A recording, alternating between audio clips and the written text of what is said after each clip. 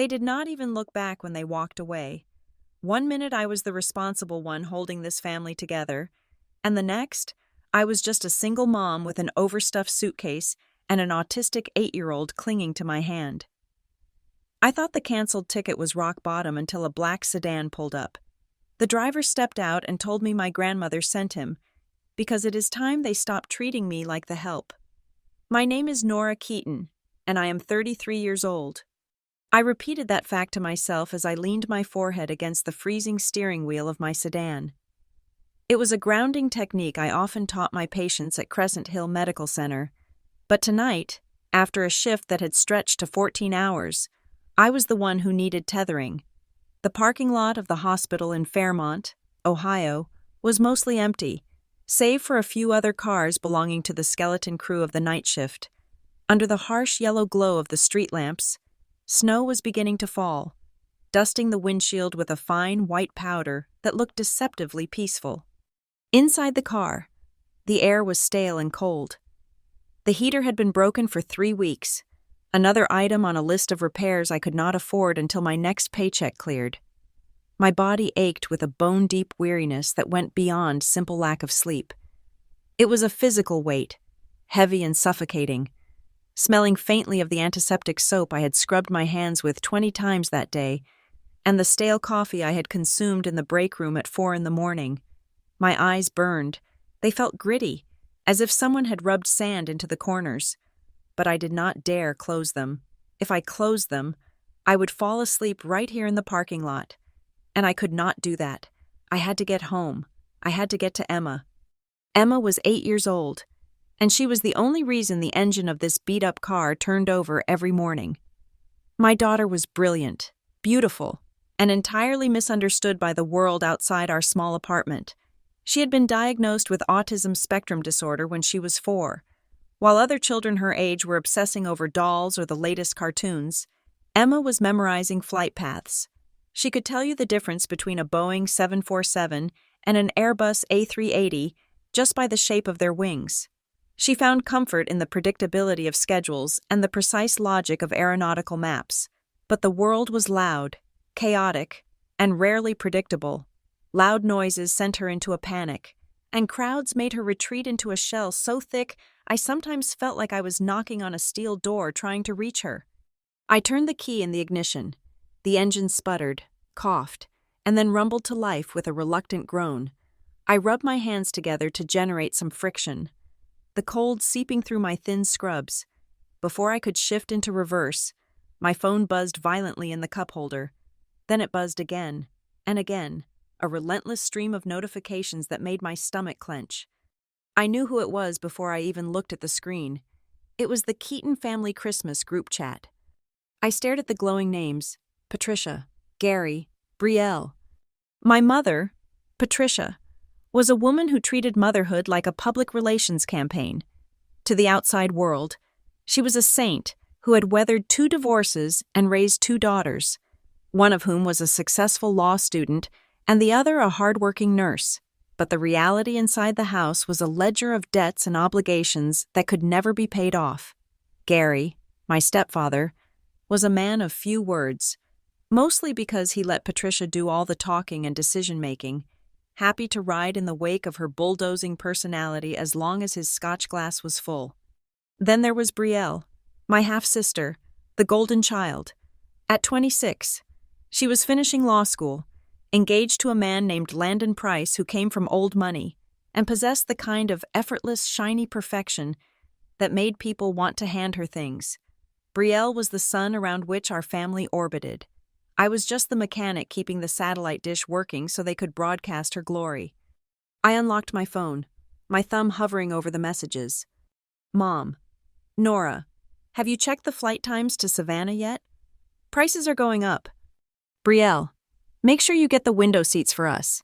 My anxiety is awful lately. Mom, and do not forget, Grandma needs a soft diet. The food on the plane is inedible. You need to prep meals for the flight. I sent a list. I let out a breath that fogged in the cold air. A list. Of course there was a list.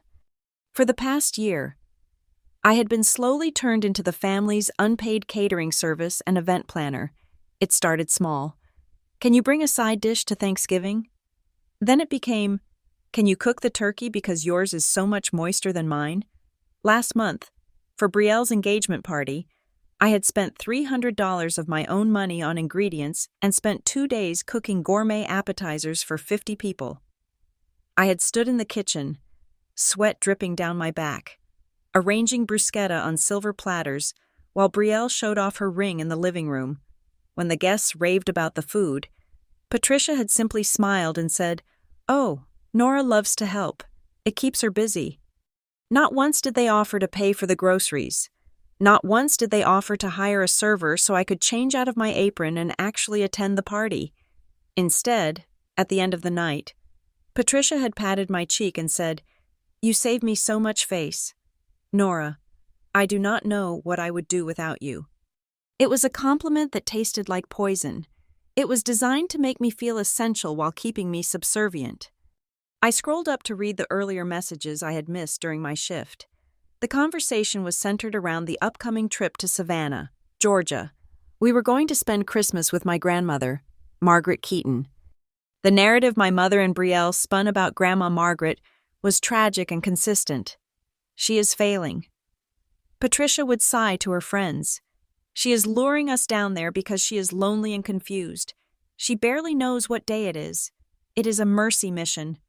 According to them, Margaret was senile, frail, and knocking on death's door. This trip was billed as a final farewell, a chance to say goodbye before the inevitable end. But beneath the faux concern, there was a sharp, metallic undercurrent of greed. Yesterday, Brielle had accidentally on purpose let it slip in the group chat that Grandma was planning to announce the final details of her will during this trip. "Brielle, it is really important we all make a good impression. Poor Grandma is so confused. She needs to know she is leaving her legacy to the responsible ones." The implication was subtle but clear. I was not the responsible one. I was the single mother with an autistic child and a bank account that hovered near zero. I was the chaotic element. Brielle, with her law degree and her wealthy fiancé, was the stable future. My thumb hovered over the keyboard. I wanted to type. I just worked 14 hours. I cannot cook a banquet for a flight, but I did not. The conditioning ran deep.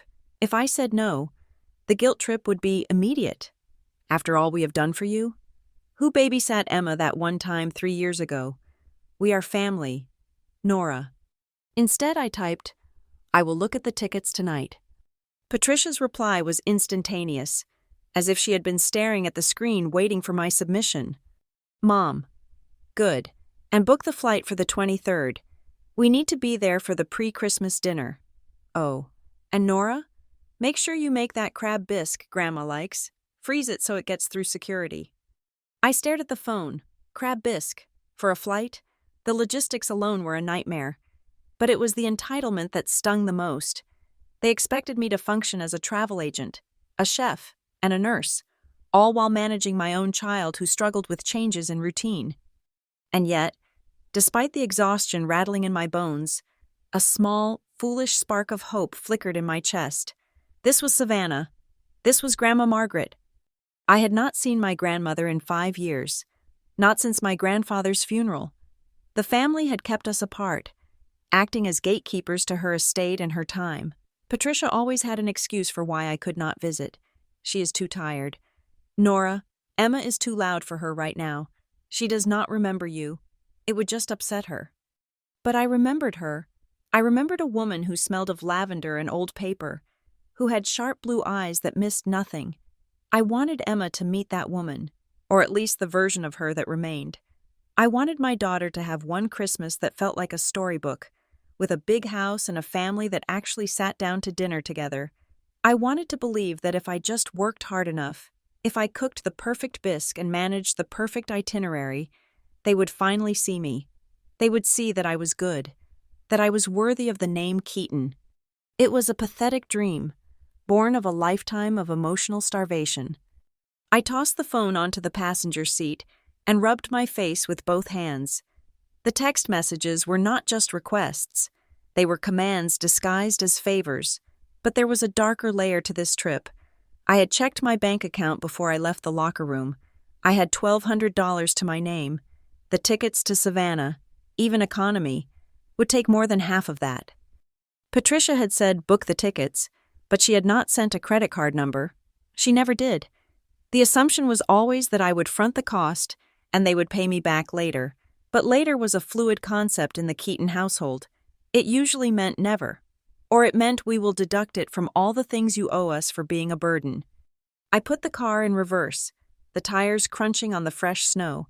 As I backed out of the spot, the Bluetooth system in my car, the only fancy feature that still worked, connected to my phone and automatically resumed playing the last saved voicemail. I had listened to it so many times in the last week that I had memorized the cadence of the static. It was a voicemail from Grandma Margaret, sent 2 months ago.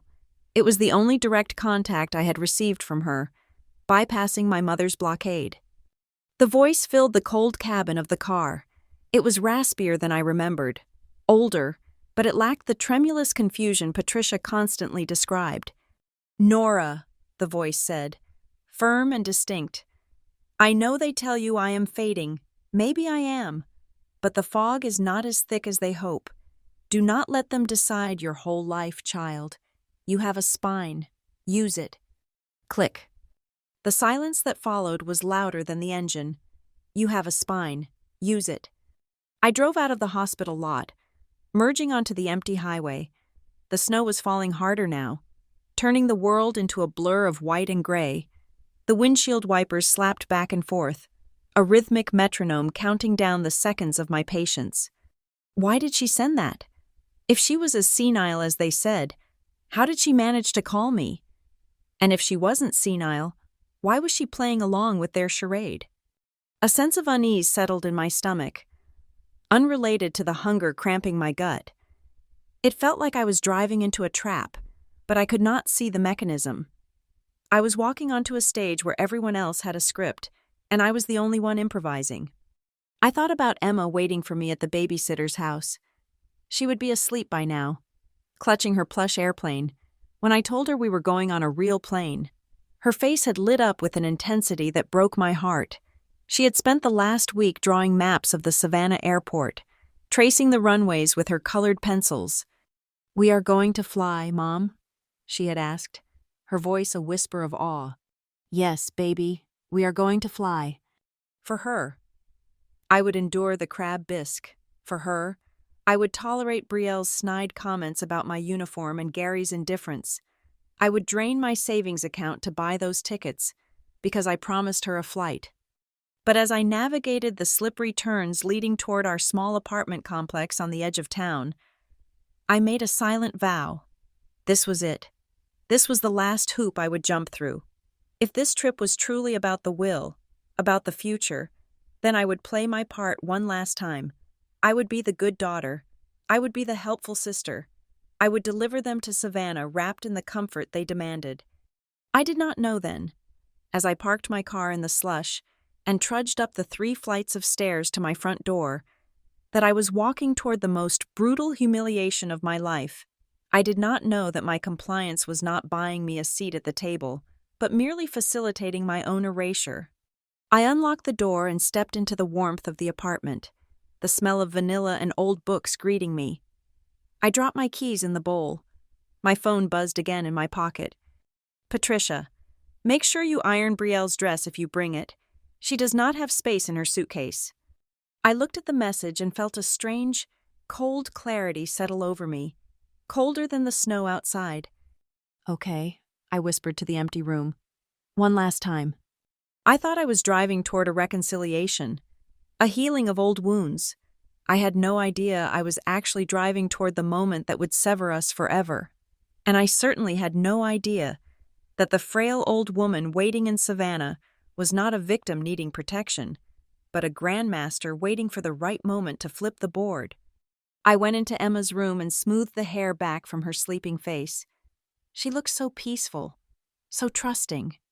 "We are going to see Grandma." I promised her sleeping form. Little did I know, we were about to see exactly who everyone really was. The suitcase on my bed was open like a clam, revealing a chaotic interior of sensory-friendly clothing.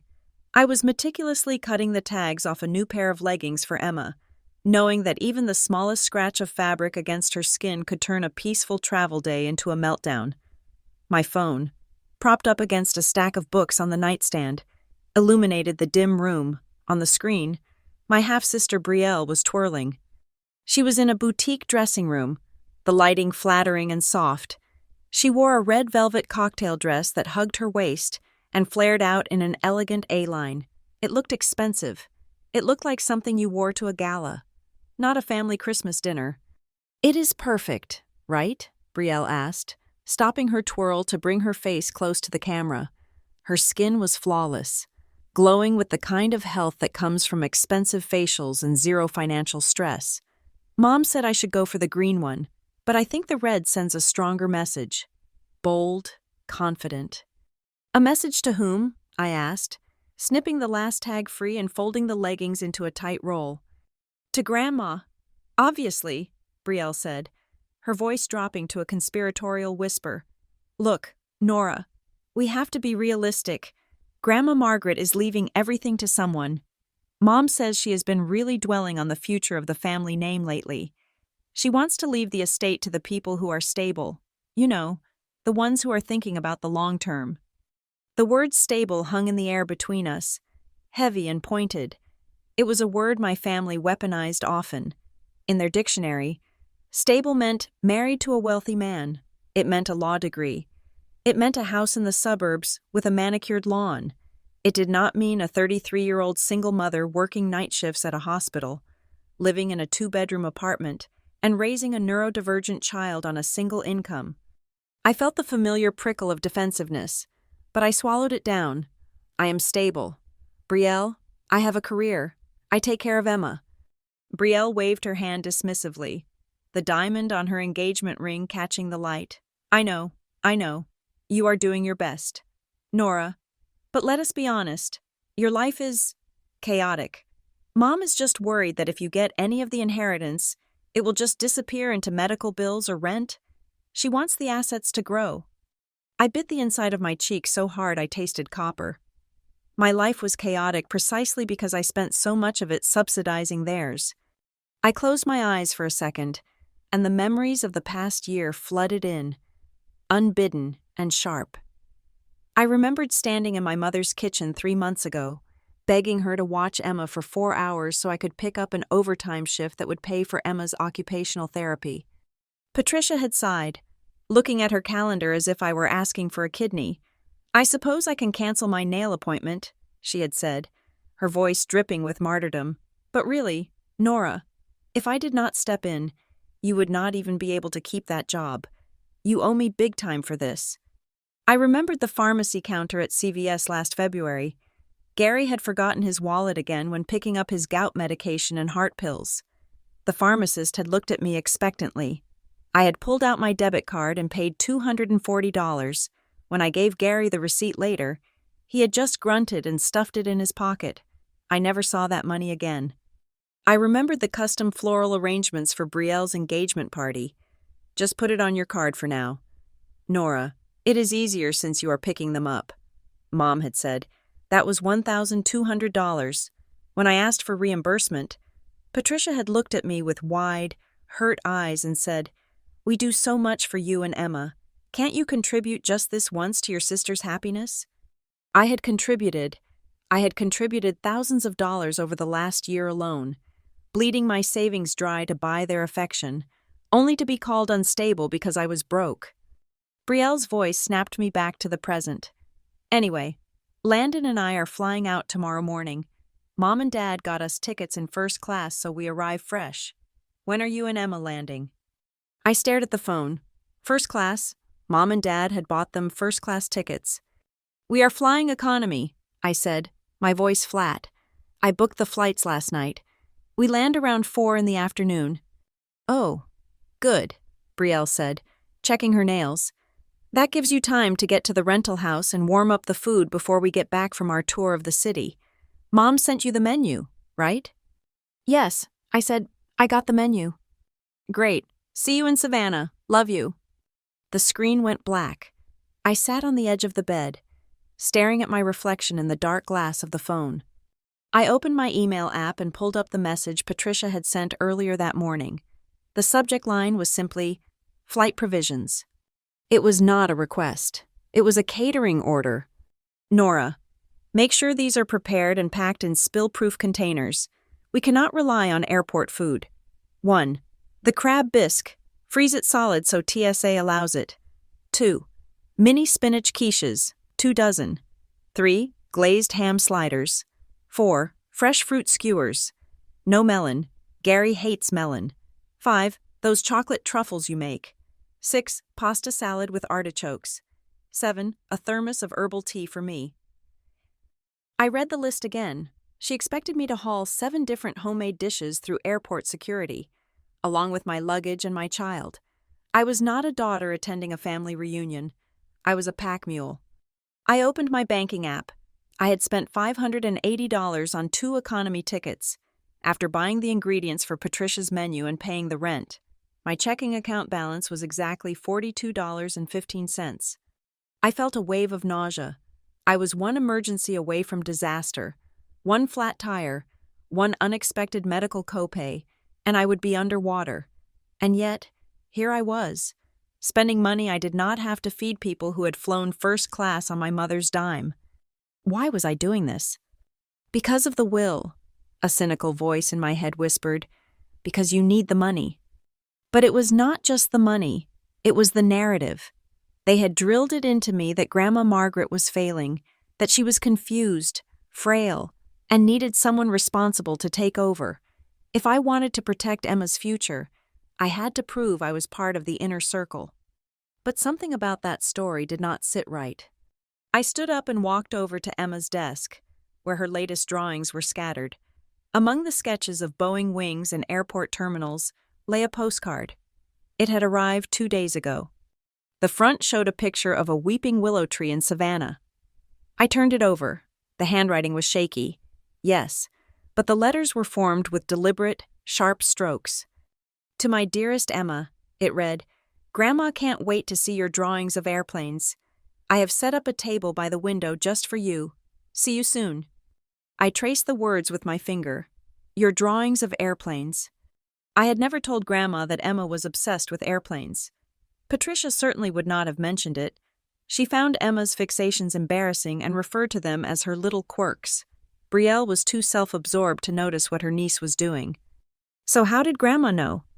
And more importantly, the phrasing was lucid. It was personal. It did not sound like the ramblings of a woman who, according to Patricia, barely recognized her own house key. There were 2 versions of Margaret Keaton. There was the version my family sold. The invalid, the burden, the confused old woman who needed her assets managed by the capable Patricia and Brielle. And then there was this version, the woman who wrote to an 8-year-old great-granddaughter she had not seen in years, referencing a specific interest with kindness. Which one was real? I remembered a moment from 10 years ago. Before the family walls went up, I was 23, crying over a breakup. Grandma had sat me down, poured me a glass of whiskey neat, and said, "Nora, never confuse silence with weakness. The quiet ones are the ones observing where the bodies are buried." That woman was sharp. She was dangerous in a way that Patricia's loud bullying could never be. Had she really lost all of that? I shook my head, pushing the thoughts away. It did not matter right now. What mattered was getting through tomorrow. I went to the kitchen and began the grueling process of cooking. I made the quiches. I glazed the ham. I carefully froze the crab bisque in heavy-duty freezer bags, wrapping them in towels to keep them cold. I worked until 2 a.m, my feet throbbing, my eyes burning. At 6 a.m, the alarm screamed. Showtime! Getting Emma to the airport was a military operation. I had her noise-canceling headphones around her neck, her favorite weighted blanket in her backpack, and a laminated schedule of the day's events in her hand. We arrived at Fairmont Regional Airport just as the sun was struggling to rise over the gray horizon. The terminal was bustling with holiday travelers. The automatic doors slid open with a whoosh of cold air, and we stepped inside. I looked like a traveling circus. I had a large suitcase, a carry-on, and 2 insulated cooler bags, heavy with the food my family had demanded. Sweat was already trickling down my back under my winter coat. Emma was holding my hand tightly, her eyes darting around at the flickering flight status screens. "Look, Mom," she whispered, pointing to the departure board. "Flight Delta 492 to Atlanta. That is our connection. It is on time." "Yes, baby," I said, shifting the heavy strap of the cooler bag on my shoulder. "It is on time." I looked at the departures board, and for a brief second, I allowed myself to feel a surge of optimism. We were here. I had made the food. I had paid for the tickets. I had navigated the morning without a meltdown. We were going to see Grandma. We were going to have a Christmas where, for once, I had done everything they asked of me. I had checked every box. Surely, this time, it would be enough. I adjusted my grip on the cooler bag, the smell of glazed ham wafting faintly from the zipper. I had no idea that in less than an hour, the food I had stayed up all night cooking would be sitting on a bench next to me. Useless. I had no idea that the confirmed ticket in my pocket was already a ghost. I squeezed Emma's hand. "Let us go check in," I said, forcing a smile. "Grandma's waiting." We walked toward the ticket counter.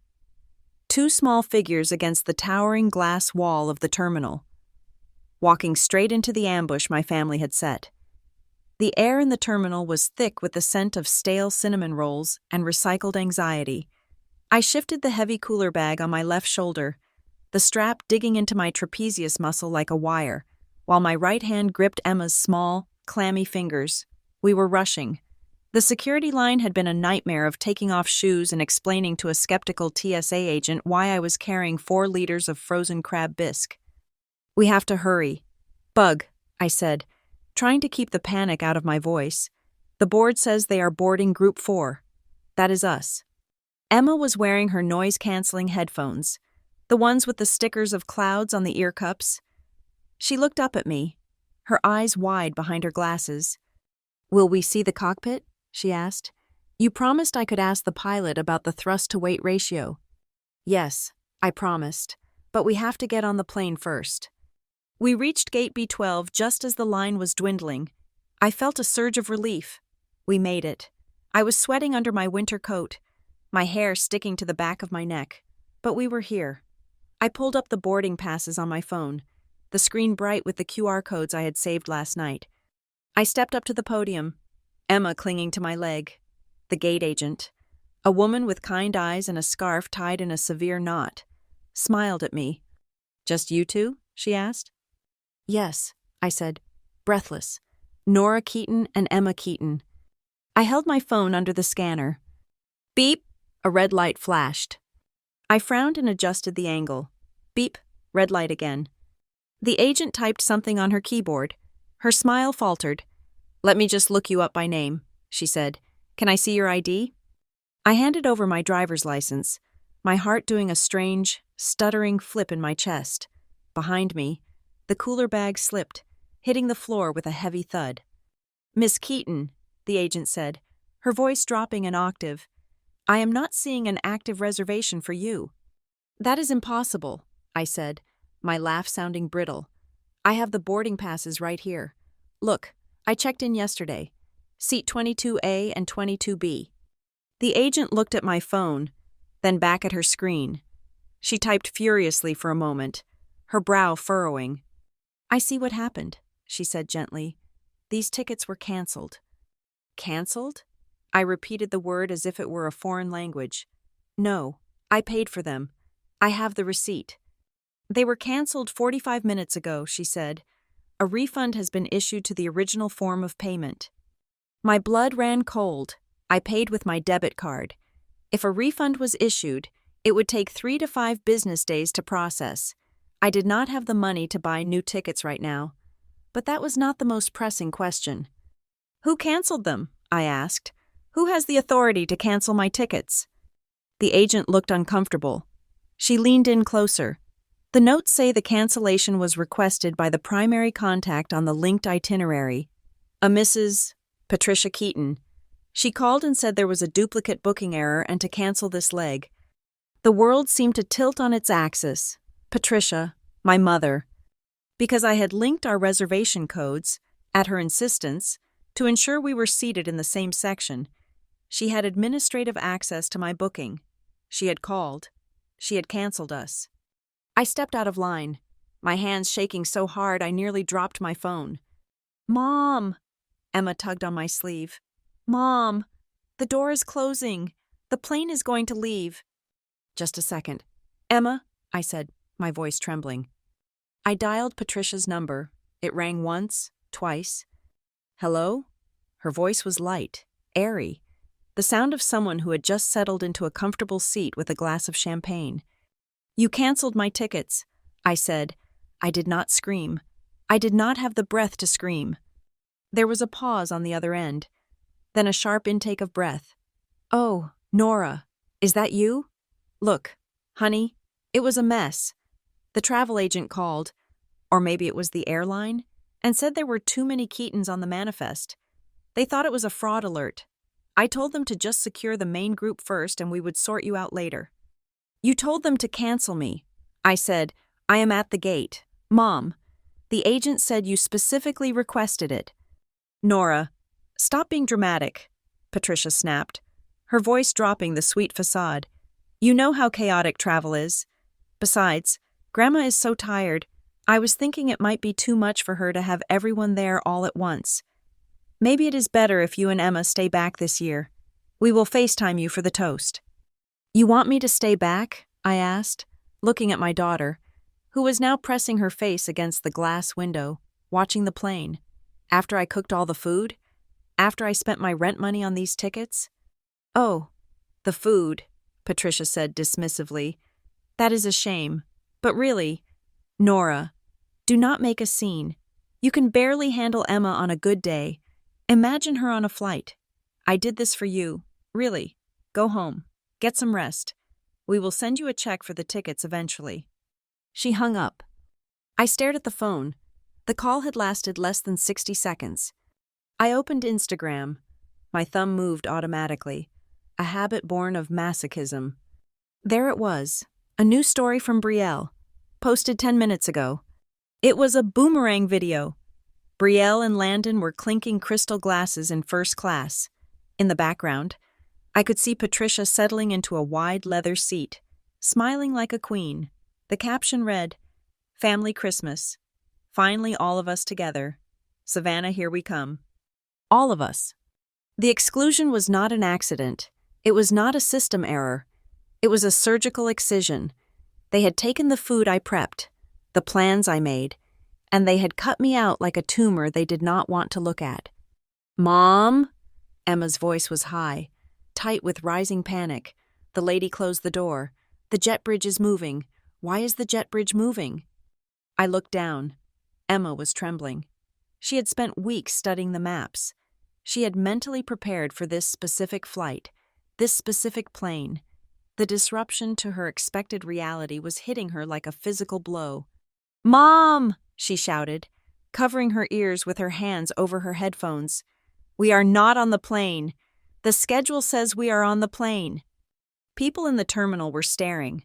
I saw the pity, the annoyance, the judgment. "Control your kid," their eyes said. I dropped to my knees, ignoring the hard airport carpet. I needed to be at her eye level. I needed to be her anchor. "Emma, look at me," I said, keeping my voice low and steady, a technique I had perfected over years of therapy sessions. "Look at my eyes." She was rocking back and forth, her breathing jagged.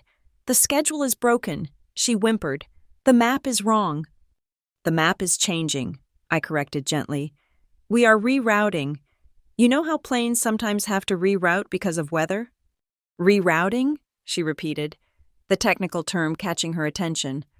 "Yes, we have a flight plan deviation." I reached out and squeezed her hands, providing the deep pressure she needed. "We are not getting on this plane, but we are safe. You are safe. I am right here." She squeezed my hands back, her knuckles white. I wanted to scream. I wanted to throw the cooler bag through the window. I wanted to fly to Savannah and burn the rental house down. But I could not. I was a mother. I had to swallow the rage so it did not poison her. "Come on," I said, standing up and lifting the heavy bags with a groan. "Let us go outside. The air in here is bad for the flight plan." We walked back through the terminal. It was the longest walk of my life. Past the happy families in matching pajamas. Past the Hudson newsstand where I had promised to buy Emma a pack of gum. We exited the sliding doors into the biting cold of the pickup lane. The snow had turned to gray slush. I stood on the curb, the exhaust fumes of buses and taxis stinging my eyes. I checked my bank account again. $42. The refund from the airline would not clear for days. The hotel in Savannah was non-refundable because I had booked the saver rate to save $20. I had no money to buy new tickets. I barely had enough gas in my car to get back to our apartment, where an empty refrigerator waited for us. I was stranded, not just at the airport, but in life. I had played by their rules. I had been the good daughter, and they had left me here, holding a bag of frozen soup, while they drank champagne. I felt a tear slide down my cheek, hot and humiliating. "Mom, are we going home?" Emma asked, her voice small. I opened my mouth to say yes, to say that we were going back to the apartment to eat ham sliders and watch movies alone. But before I could speak, a car pulled up to the curb. It was not a taxi. It was a sleek black sedan, polished to a shine despite the dirty weather. The windows were tinted dark. It idled in front of us, purring like a large cat. The back passenger window rolled down, but no one was there. Then the driver's door opened. A man stepped out. He was tall, African-American, maybe in his 50s, wearing a pristine charcoal suit and a driving cap. He had the kind of posture that suggested he had spent a lifetime standing at attention. But his eyes were warm. In his hands, he held a piece of cardboard. It was not a professional chauffeur's sign. It looked like the back of a cereal box, and written on it in thick black marker were the words, "Nora Keaton and Emma." I stared at him. I tightened my grip on Emma's hand. "Are you Nora?" he asked. His voice was deep, gravelly, and calm. "Who are you?" I asked, stepping back. I did not call a car. I cannot afford a car. He smiled, a small expression that crinkled the corners of his eyes. He walked around the front of the vehicle, moving with a deliberate, unthreatening slowness. "My name is Calvin," he said, "and no, you did not call me." He stopped a few feet away, respecting our space. "Your grandma sent me," he said. I froze. "My grandma? Margaret?" "Yes, ma'am. She called me 3 hours ago. She said to drive to the airport and wait by the departure level. She said you would be needing a ride." "That is impossible," I said, my mind racing. "She thinks we are on the plane. Patricia just told me." He interrupted me, gently but firmly. "Ms. Margaret knows exactly where you are. She said to tell you—" He paused, looking at the sign in his hands and then directly at me. "She said it is time they stopped treating you like the help." The words hit me like a physical impact, like the help. It was exactly what I had felt all day, all year. I looked at this stranger. He looked professional, but this was crazy. How could Grandma Margaret, the woman my mother claimed was senile and bedridden, arrange a private car in Ohio from a house in Georgia? "I do not believe you," I said, pulling Emma closer. "My mother says Grandma is confused. She does not even know how to use a smartphone anymore." Calvin reached into his pocket and pulled out a phone. It was an older model, practical. He tapped the screen and held it out to me. "She thought you might say that," he said. I looked at the screen. It was a text thread. The contact name was Mrs. Keaton, the boss. The last message, sent 10 minutes ago, read, "Has the Eagle landed?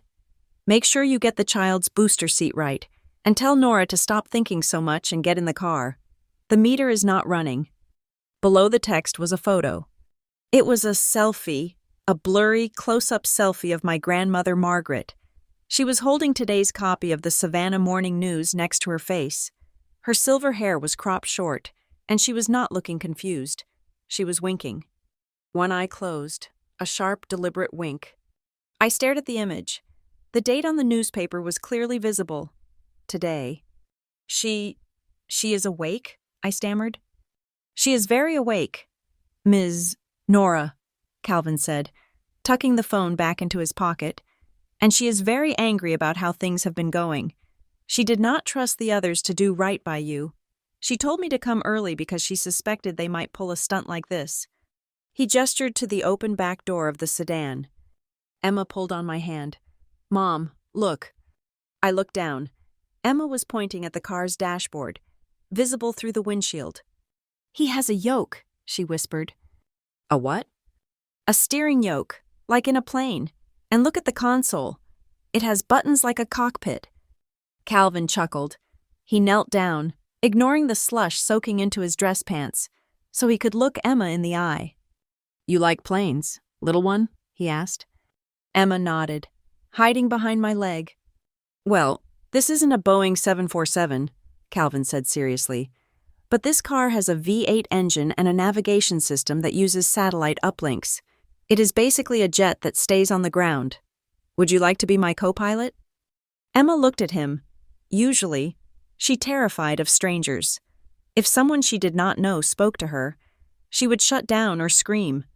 But she looked at Calvin, who was kneeling in the snow, treating her with the same serious respect she gave her maps. Can I see the map? She asked. Calvin nodded. I have the GPS set for a special location. You can watch the blue line the whole way. Emma looked up at me. Her eyes were clear. The panic was gone, replaced by curiosity. Mom, he is okay, she said. He is flight crew. I looked from my daughter to the man standing by the luxury car. I looked at the gray sky where my family was currently flying first class, drinking champagne and erasing me from their lives. I had a choice. I could call a friend to pick us up, go back to my tiny apartment, and cry myself to sleep. I could accept the narrative that I was the victim, the forgotten one. Or I could get in the car. I looked at Calvin. Where are you taking us? He opened the back door wider. To the truth, Ms. Nora. And after that, wherever you want to go. I took a deep breath. The cold air filled my lungs, sharp and clarifying. Okay, I said. I lifted the cooler bag with the frozen crab bisque and tossed it into a nearby trash can. It landed with a heavy thud. I helped Emma into the back seat. She immediately climbed in and started inspecting the leather armrest. I turned back to look at the airport terminal one last time. The automatic doors slid open and shut, swallowing people whole. Goodbye, Patricia, I whispered. I slid into the black sedan. The door closed with a solid, expensive thump, sealing out the noise of the airport. The silence was instant and luxurious. Calvin got into the driver's seat, met my eyes in the rearview mirror, and nodded. Then he put the car in gear, and we drove away from the life I had known, leaving the ghost of Nora the doormat standing on the curb in the snow. I sat in the back of the black sedan, watching the familiar landscape of Ohio blur past the tinted windows. My heart was still hammering against my ribs like a trapped bird, a remnant of the adrenaline spike from the airport curb. Emma was beside me, humming a low, steady note, her way of regulating her nervous system after a disruption. She was tracing the stitching on the leather seat, completely absorbed in the tactile sensation of luxury she had never experienced before. I expected the driver, Calvin, to head toward the highway on-ramp that led to the suburbs. My parents lived in a sprawling, beige development 30 minutes outside the city, the kind of place where the homeowners association measured your grass height with a ruler. But instead of turning right toward the interstate, Calvin signaled left. We were heading toward the city center. Excuse me, I said, leaning forward slightly. My voice sounded small in the quiet. Hermetically sealed cabin. I think you missed the turn. My parents live in Oak Creek. Calvin met my eyes in the rearview mirror. His expression was calm, unreadable, but not unkind. We are not going to your parents' house, Ms. Nora, he said smoothly. Panic flared again, cold and sharp. Then where are we going? Home, he said, or rather, the place your grandmother calls home when she is not playing the part of the invalid in Georgia. I frowned. Grandma lives in Savannah. She has lived in that drafty old Victorian house for 40 years. Calvin did not answer immediately. He navigated the heavy downtown traffic with the easy confidence of a man who had driven these streets 1,000 times. We glided past the financial district, past the courthouse, and pulled up to the curb in front of the Sovereign, a glass and steel skyscraper that pierced the gray winter sky. It was the most exclusive address in the city, the kind of place where professional athletes and tech CEOs lived. He put the car in park and turned around to face me. "My name is Calvin Brooks," he said, extending a hand over the seat back. "I have been driving for Mrs. Keaton for 15 years. I am not just her driver. Ms. Nora. I am the person she talks to when she drops the act, and she has been waiting a very long time to talk to you." I shook his hand, completely bewildered. 15 years? I had never seen this man in my life. Whenever I visited Grandma, which was rare, thanks to my mother's gatekeeping, she was driven by local taxi services or by Patricia herself. We took a private elevator to the penthouse. As the numbers climbed higher, 40, 41, 42, my ears popped. Emma squeezed my hand. "We are ascending," she whispered. "High altitude." "Yes, baby," I said. "High altitude." The elevator doors slid open directly into the apartment, and I gasped. I had expected. I do not know what I had expected. Maybe a nursing home setup, maybe a cozy, cluttered space filled with knickknacks and the smell of menthol. Instead, I stepped into a space that looked like a spread in an architectural digest. The walls were lined with floor-to-ceiling windows revealing a panoramic view of the city. The floors were dark, polished hardwood. There was no smell of sickness or old age. The air smelled of expensive leather, fresh espresso, and crisp paper.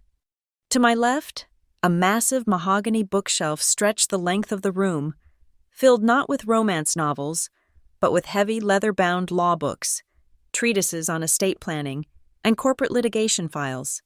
On the walls hung modern art, bold, slashing abstracts in red and black, that clashed violently with the image of the sweet, confused old lady my mother loved to describe. This was not the home of a woman losing her mind. This was the command center of a general. "Welcome," a voice said. I turned.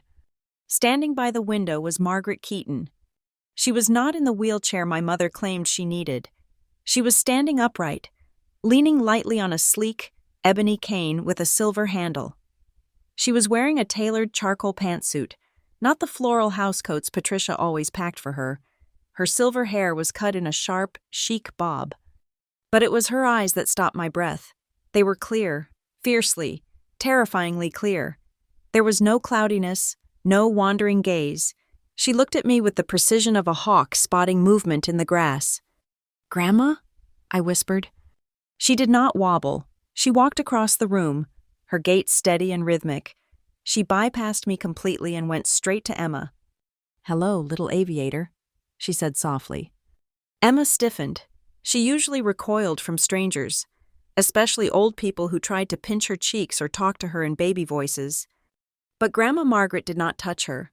She just stood there, offering a respectful distance. "I like your headphones," Margaret said. "Are those the noise-canceling ones with the active frequency modulation?" Emma's eyes went wide. She looked up, stunned. "Yes, they block out 30 decibels. "Excellent choice," Margaret said seriously. "The world is far too loud most of the time. I prefer quiet myself." Then, she turned to me. The softness in her face tightened into something more complicated: pain, regret, and a fierce resolve. "Nora," she said. She pulled me into a hug. It was not a frail, bird-like embrace. Her arms were strong. She smelled of expensive perfume and steel. I felt a sob catch in my throat, a mixture of relief and confusion so potent it made my knees weak. "I am so sorry," she whispered into my ear. "I am so sorry I let it go on this long." She pulled back and looked at me, her hands gripping my shoulders. "You are confused," she stated. "I am hallucinating," I corrected her. "Mom told me you were. She said you were sundowning. She said you could barely feed yourself." Margaret let out a short, sharp laugh that sounded like a bark. Patricia says a lot of things, she said. Patricia would tell you the sky is green if she thought she could charge you admission to see it. Come, sit. We have work to do. She led us to a long oak table in the center of the room. Calvin appeared from the kitchen, placing a glass of water in front of me and a plate of perfectly cut apple slices in front of Emma. Margaret sat at the head of the table. She placed a thick manila folder in front of her. I know you have questions. Nora, she began, her voice steady and authoritative. But first, you need to understand the battlefield. Battlefield? I asked. It is a family. Grandma, not a war. Margaret looked at me with pity. Oh, my sweet girl. For them, it has always been a war for resources. And you? You were the supply line they were bleeding dry. She opened the folder. I have been watching, she said, for 5 years. Ever since your grandfather passed, I have played the part. I let my hands shake. I pretended to forget names. I let Patricia talk over me, because I needed to see what they would do when they thought no one was keeping score. She slid a piece of paper toward me. It was a printout of an email. I looked at the header. It was from Patricia to Brielle, dated 6 months ago. Subject: Thanksgiving costs. Body: Do not worry about the catering budget for the engagement party. I can get Nora to do the food. She is desperate for approval. If I guilt her about the time I watched the kid, she will do it for free. Honestly, having her around is like having a live-in maid who pays us for the privilege. We just have to keep telling her she is helping the family, so she doesn't ask for a check. She is convenient help, nothing more. I read the words. Convenient help. Desperate for approval. I felt the blood drain from my face. I had cooked for 3 days for that party. I had missed a shift at the hospital. Keep reading, Margaret said, her voice hard. I turned the page. It was a screenshot of a group text between Patricia, Gary, and Brielle. Brielle: What if Grandma leaves something to Nora? If she gets a lump sum, she might quit the hospital, and then who is going to pay for Dad's meds when the insurance gap hits? Patricia: Do not worry. I have been talking to Grandma's lawyer, or at least, the one I hired for her. We are building a case that Nora is financially unstable. We will say the autism treatments are draining her and she cannot be trusted with capital. We will suggest a trust managed by you. Brielle: For Nora's own good, of course. I dropped the paper as if it were burning. They were going to declare me incompetent, I whispered. To steal my inheritance? To control it, Margaret corrected. They need you. Nora, they need your labor, your guilt, and your money. If you have independence, you are no use to them. She reached into the folder and pulled out 2 documents. This, she said, tapping a yellow document, is my original will from 10 years ago.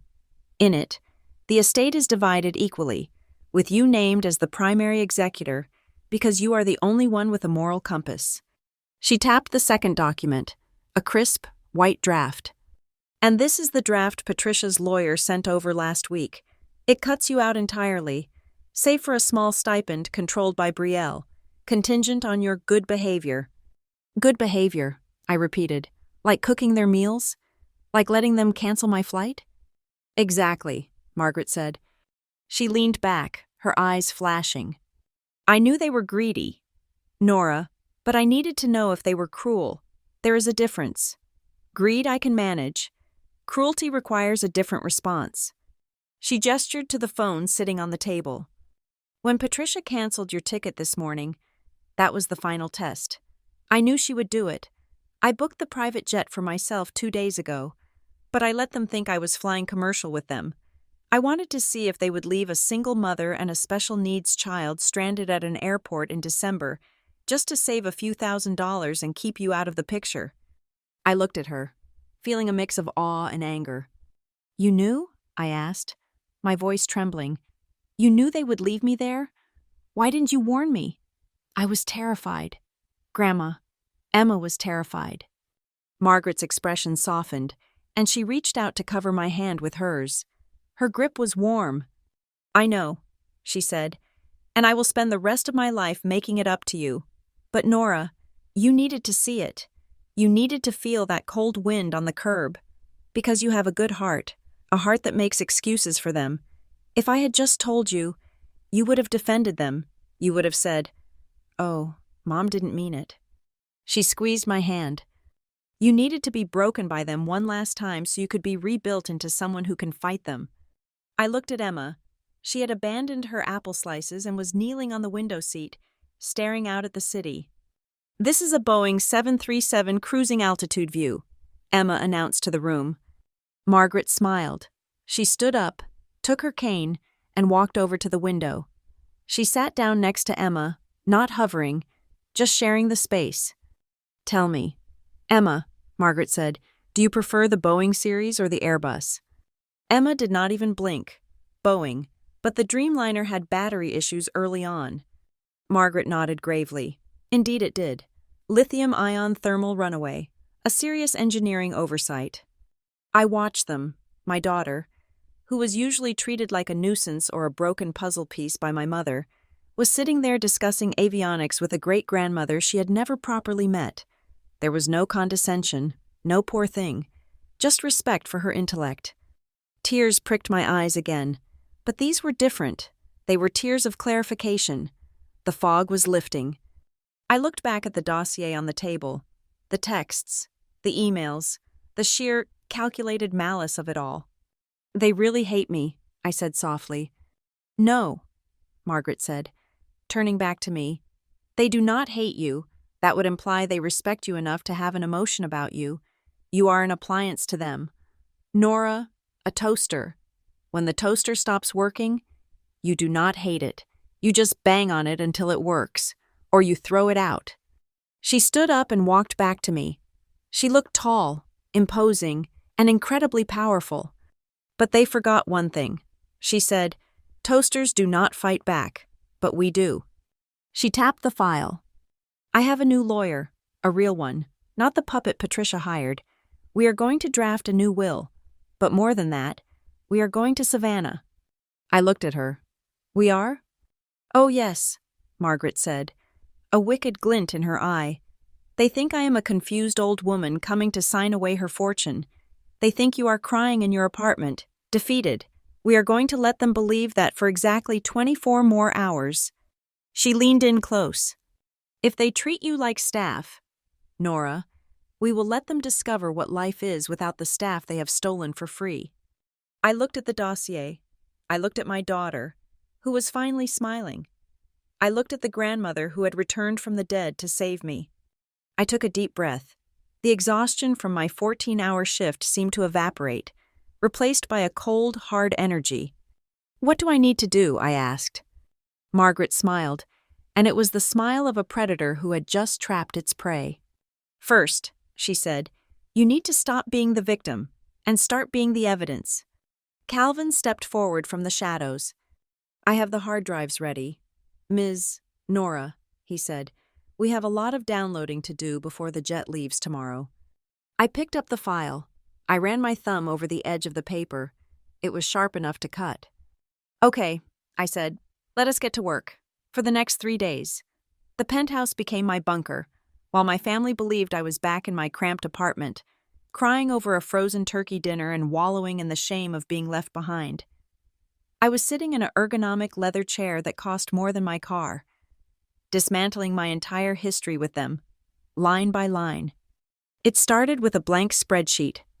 Margaret had set me up at the mahogany desk in her library. The view outside was a sweeping panorama of the city skyline, gray and steel under the winter sky, but I barely looked at it. My eyes were glued to the screen of my laptop. I named the file the Ledger. I opened my banking app. I opened my Venmo history. I opened my text message archives, which I had never deleted because I was always afraid I would forget an instruction and get yelled at. Now, that fear was my greatest asset. I went back 5 years. October 12th. Request from Mom. "Nora, Gary forgot to pay the landscapers and they are threatening to sue. Can you cover it? Check is in the mail. Cost, $450. Status, never repaid." December 4th. Request from Brielle. "Need a deposit for the venue. Dad's card is maxed. Be a sister. Cost, $2,000. Status, it was a gift. Nora, stop being petty. March 8. Request from Mom. Watch the dogs for the week while we go to Cabo. We would board them, but they get sad.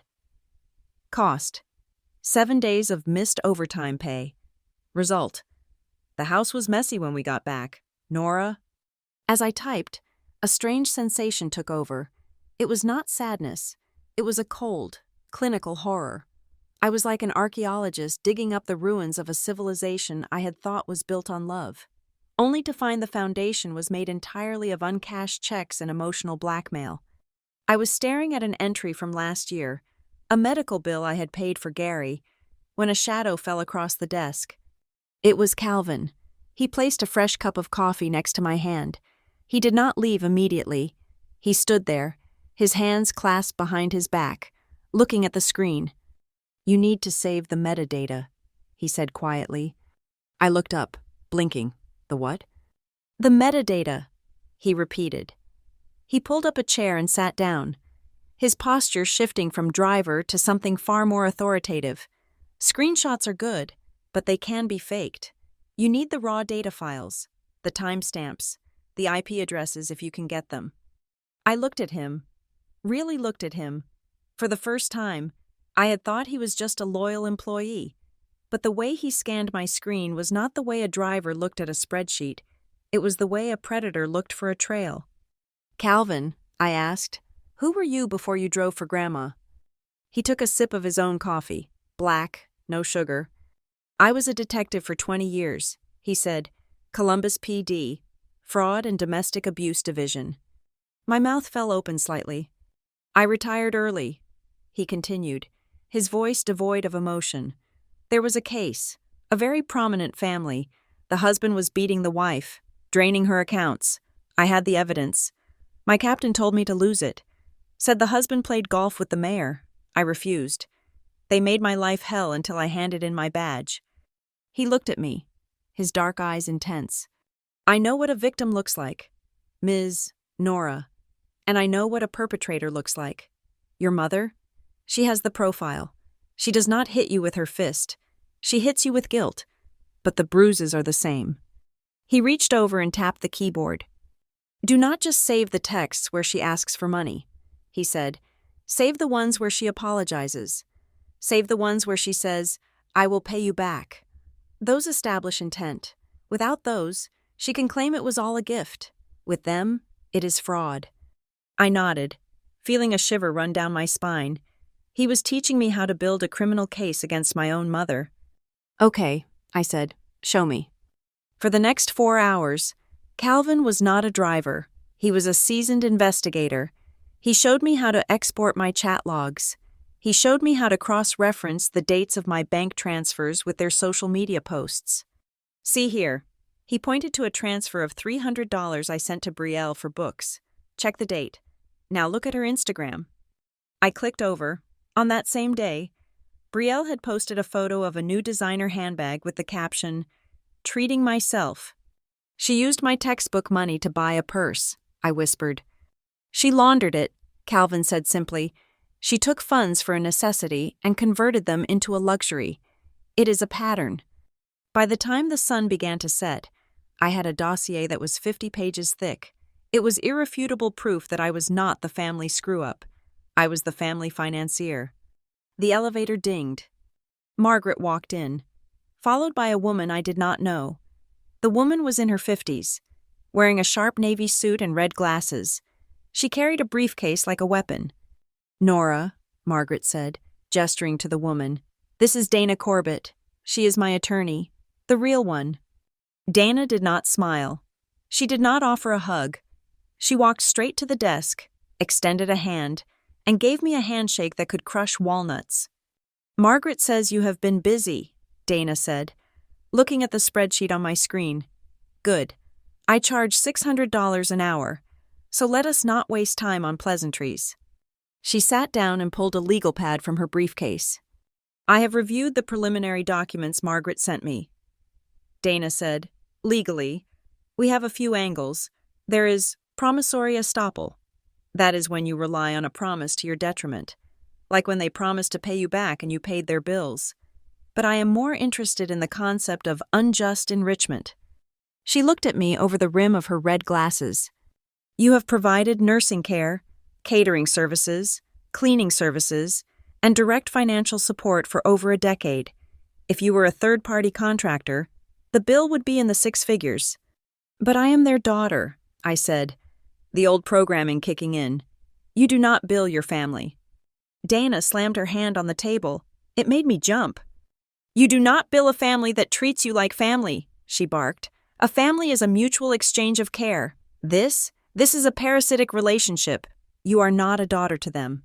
Nora, you are an indentured servant who thinks she is a volunteer. She softened, just a fraction. Nora, look at the numbers. You have spent $40,000 on them in the last 3 years. You earn $55,000 a year. That is not helping. That is systemic financial abuse, and we are going to ask for it back. I stared at her. Ask for it back? With interest, Dana said. I felt a wave of dizziness. I had spent my whole life thinking I was bad with money, that I was failing to provide for Emma because I was incompetent. But I was not incompetent. I was being robbed. Margaret, who had been standing by the window, turned around. She looked older today, the weight of the situation settling in her shoulders. There is one more thing, she said softly. She walked over to the safe hidden behind a panel in the wall. She keyed in a code and pulled out a bank book. She slid it across the table to me. I picked it up. It was a savings passbook for a local credit union. The name on the account was Emma Keaton. I opened it. Every month, for the last 8 years, there was a deposit of $500. The balance was nearly $50,000. What is this? I asked, my voice trembling. When Emma was born, Margaret said, looking at her hands, I knew you were struggling. I knew Patricia would not help you. So I sent a check, every month, for $500. I wrote for Emma's therapy in the memo line. I mailed it to Patricia's house because I didn't have your new address after you moved out, and Patricia told me she was passing it along to you. I stared at the book. The room went silent. I never got a dime, I whispered. I know, Margaret said. Her voice broke. I found out 2 months ago. I was going through my canceled checks. I noticed the endorsement signature on the back was not yours. It was Patricia's. I felt the air leave my lungs. My mother had stolen money meant for my autistic daughter. For 8 years. She cashed them? I asked. She looked me in the eye, watched me struggle to pay for speech therapy, watched me wear holes in my shoes. And she was cashing checks meant for Emma? Yes, Margaret said. And she used it to buy first-class tickets, Calvin added from the corner, his voice dangerous. A white-hot rage exploded in my chest. It was different from the anger I had felt at the airport. That was the anger of a hurt child. This was the anger of a mother protecting her cub. They stole from Emma, I said. The words tasted like acid. That is why I had to be sure, Margaret said, stepping toward me. Nora, please understand. When I found out, I wanted to call the police immediately. But I knew Patricia. She would claim I was senile. She would claim she gave you the cash and you spent it. She would gaslight the entire world. I needed you to see it. I needed you to be pushed so far that you would stop protecting her. She reached out and took my hand. I tested you, Nora, and I am sorry. It was a cruel thing to do, but I needed a warrior, not a victim. And today, looking at that spreadsheet, I think I finally have one. I looked at the bank book. I looked at the spreadsheet. I looked at the email from Patricia calling me convenient help. I am not protecting her anymore. I said. My voice was steady. It was the voice of the woman who managed trauma centers and kept people alive. Good, Dana said, capping her pen. Because tomorrow we fly to Savannah, and we are going to walk into that house not as guests, but as the prosecution. What is the plan? I asked. Do we confront them at dinner? Do we show them the theft? Dana shook her head. No. If you confront a narcissist, they deny, attack, and reverse victim and offender. It is called DARVO, If you scream at Patricia, she will cry and tell everyone you are unstable. She will use your anger to prove you are unfit. So what do? We let them talk, Dana said. We go to Savannah. We act polite. We let them think they have won. We let them think the will is going to be read exactly how they want, and we record everything, every insult, every admission. Give them enough rope, Calvin said, to hang themselves. Exactly, Margaret said. We wait for the reading of the will, and then, when they are sitting there, smug and victorious, thinking they have erased you, we drop the hammer. I looked out the window at the city lights. The snow was falling again, swirling in the wind. I thought about Patricia sitting in Savannah right now, probably telling her friends how difficult I was. I thought about Brielle spending money that belonged to Emma. I felt a strange sense of calm. It was the calm of a surgeon picking up a scalpel. I am ready, I said. Margaret nodded. Then she looked at Emma, who was asleep on the leather sofa, clutching her map. She will never go without again, Margaret promised. I know, I said, because I am going to take back everything they stole. I stood up and walked to the window. My reflection stared back at me. I looked different. The exhausted, desperate nurse was gone. In her place was someone cold, sharp, and ready to draw blood. Revenge, I realized, was not about hurting them. It was about correcting the balance sheet. It was about returning the chaos to its rightful owners. Tomorrow, the Keaton family reunion was going to be very, very interesting. The phone in my hand vibrated with the persistence of a drill. It was Patricia, again. I sat in the plush leather chair of Margaret's penthouse library, the city lights of Ohio twinkling below me like a distant galaxy. I took a deep breath, centering myself. 2 days ago, seeing her name on my screen would have sent me into a spiral of guilt and panic. I would have answered on the first ring, breathless, apologizing for things I had not done. Now, I let it ring 3 times. I looked at Margaret, who was sitting across from me sipping herbal tea. She nodded once. Answer it, her eyes said. Play the game. I swiped the green icon. Hello. Mom, I said, pitching my voice to sound tired and slightly frantic. Nora! Patricia's voice shrieked through the speaker. Finally! I have been calling you for an hour. Are you okay? We were so worried when we realized you were not at the gate. The lie was smooth, practiced, and sickening. She knew exactly where I was not, on the plane, because she had removed me from it.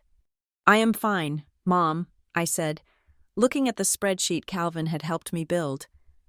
Just a mix-up with the tickets. The agent said it was a system glitch. Well, it is a disaster. Patricia sighed, the worry instantly evaporating into annoyance. We are already at the rental house in Savannah. It is gorgeous. Nora, truly. But everyone is starving. We were counting on those ham sliders for a late lunch. And the crab bisque. Did you at least keep the bisque frozen? If it thaws out before you get here, it will be ruined. I closed my eyes. Not are you and Emma safe?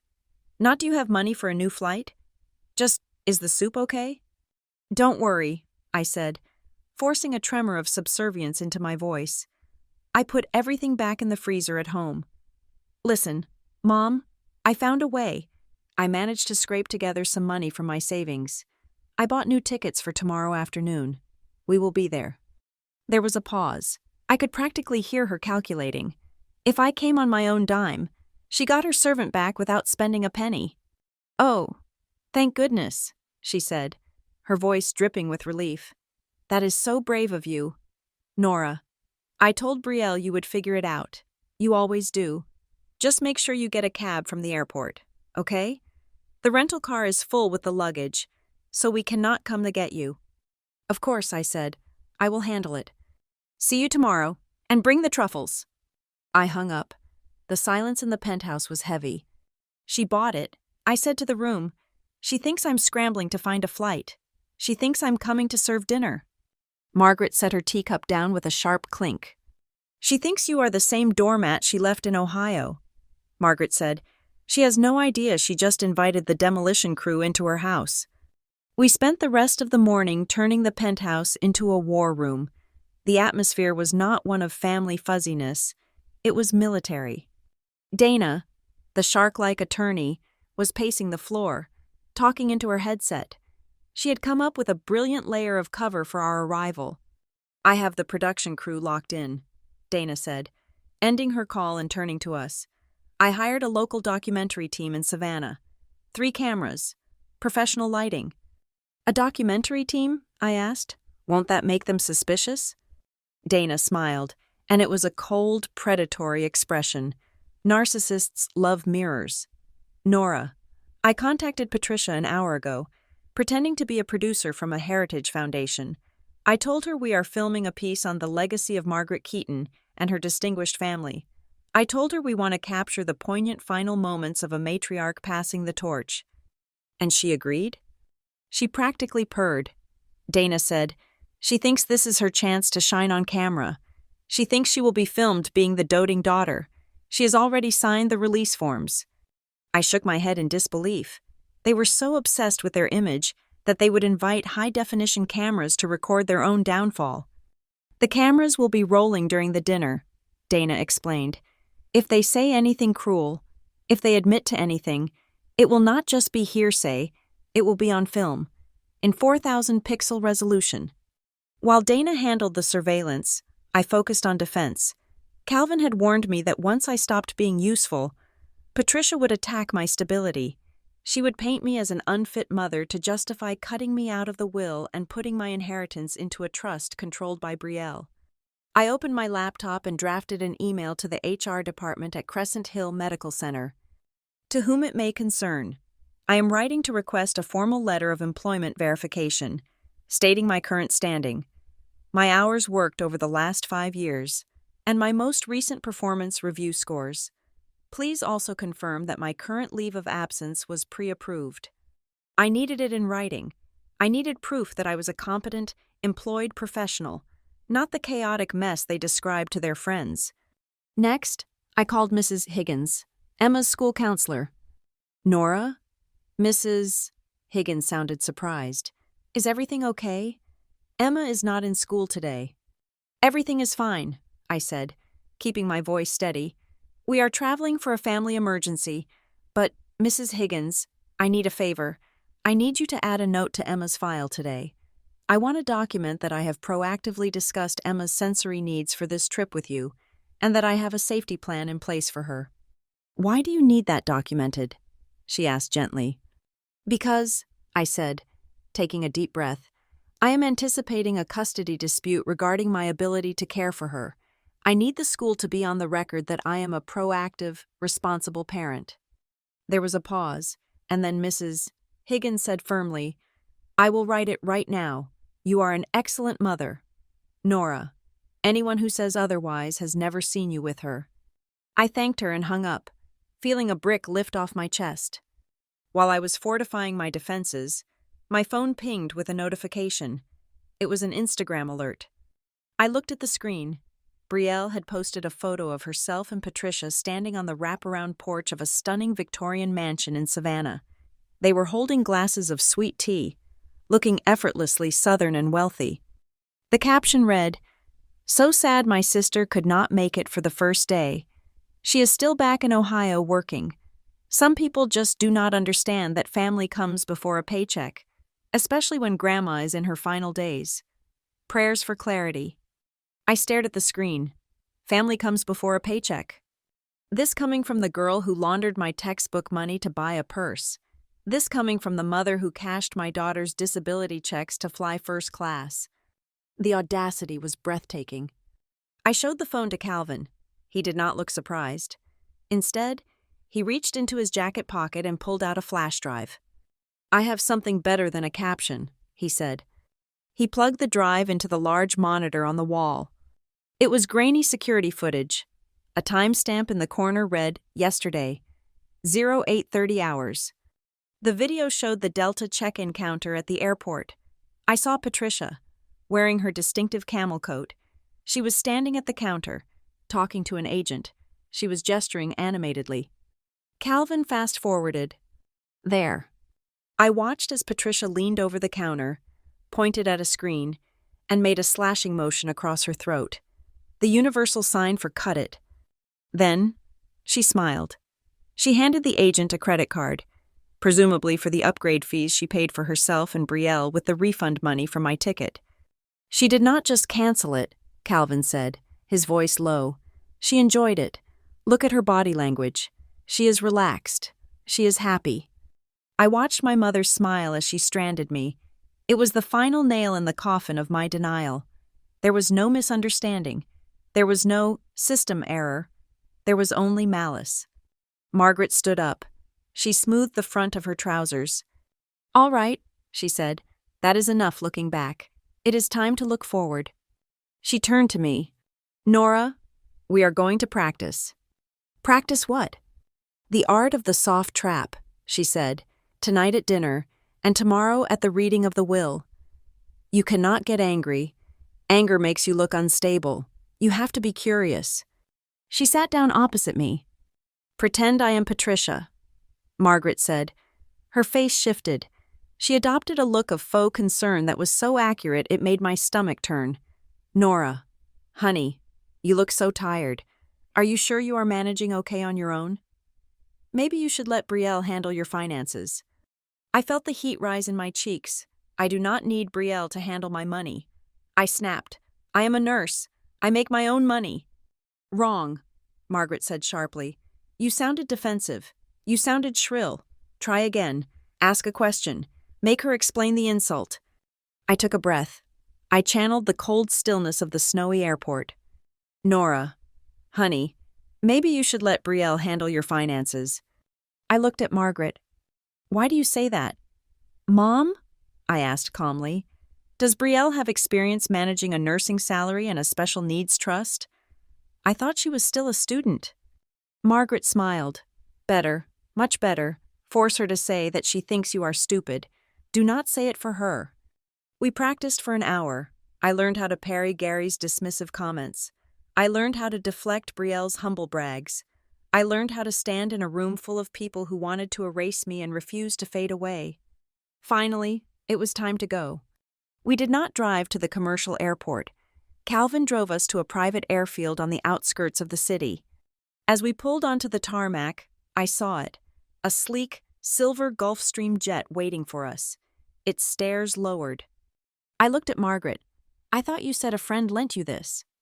"He did," Margaret said, adjusting her sunglasses. "An old friend. He owns the steel mill your grandfather used to sue back in the 80s. We made peace. He owes me a favor." We boarded the plane. It was a different world from the cramped economy seats I was used to.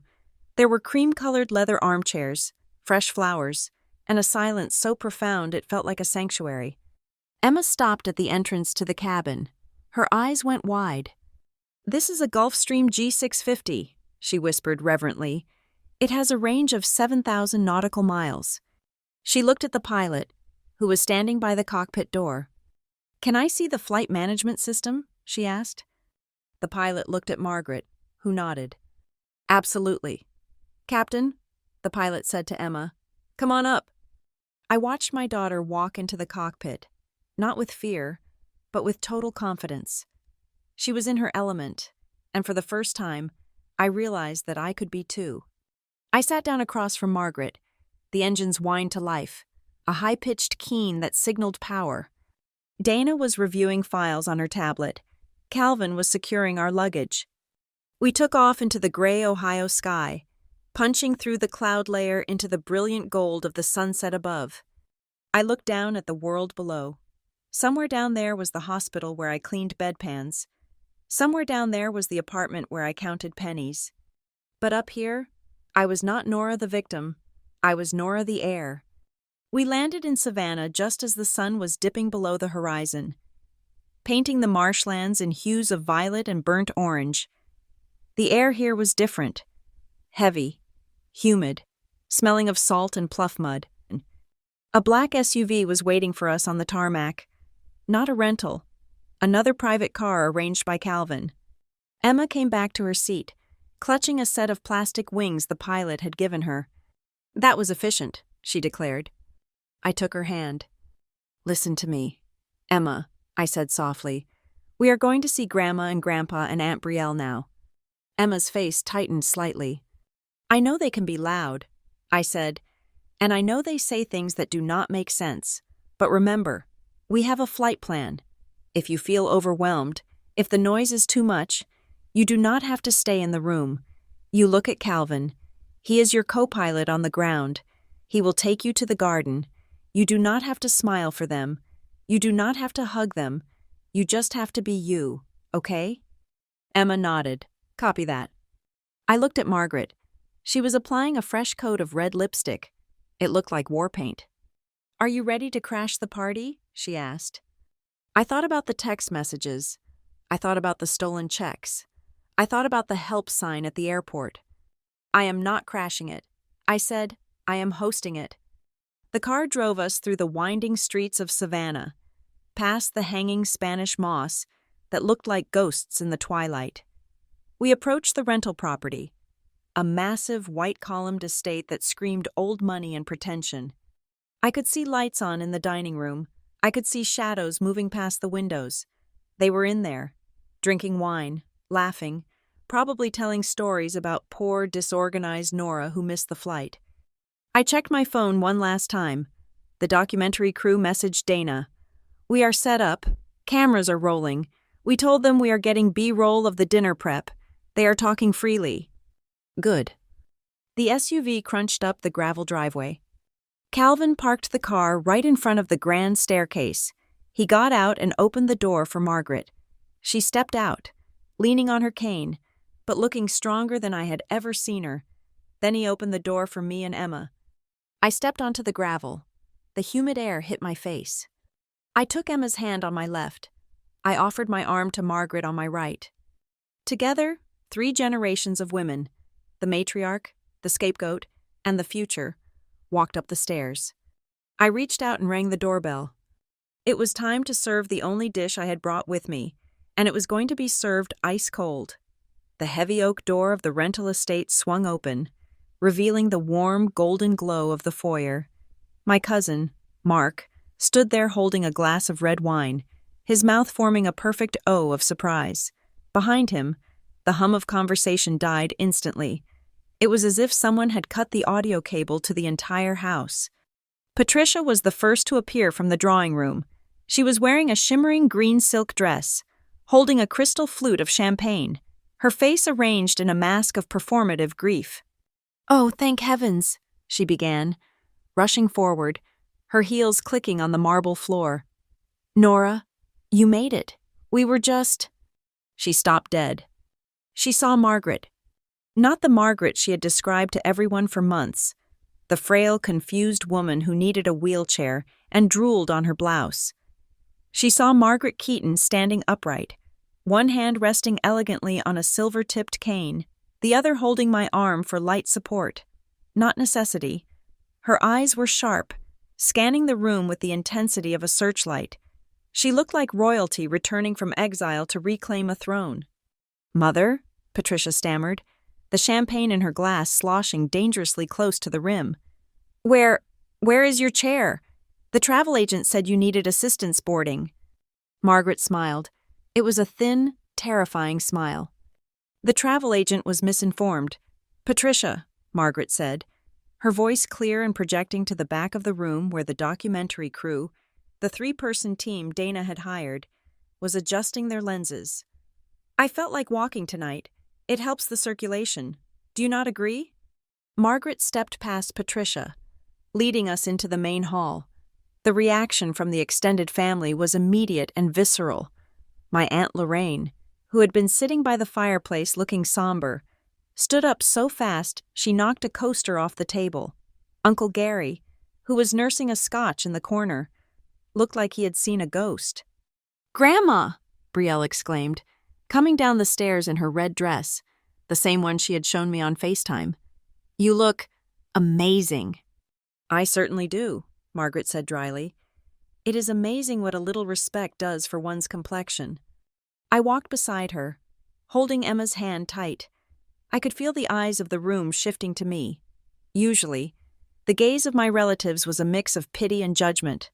Poor Nora. The single mom. The mess. But tonight, seeing me flank the matriarch, seeing us arrive in a private car that was clearly visible through the open door, their expressions were different. They were curious. They were calculating.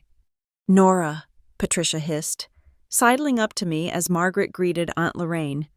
"How did you get here? I thought you were flying commercial tomorrow. Did you put this on a credit card? You know we cannot bail you out if you go into debt again." I looked at my mother. I channeled the hours of practice in the penthouse. I managed, "Mom," I said softly, keeping my voice level enough for the boom mic hovering nearby to catch. "I did not want to miss the family dinner. You said it was important to show Grandma we care." Patricia narrowed her eyes, sensing a change in the frequency but unable to pinpoint it. "Well, go to the kitchen. The caterers are setting up, but they do not know how to plate the appetizers correctly. Go help them." "No," Margaret's voice cut through the air. She hadn't turned around, but she had heard every word. "Nora is a guest tonight. Patricia, she will sit next to me." Patricia's jaw tightened, but she forced a laugh. "Of course, Mother. I just meant, well, Nora likes to be useful." "She has been useful enough," Margaret said. "Shall we eat?" The dining room was a masterpiece of Southern Gothic excess.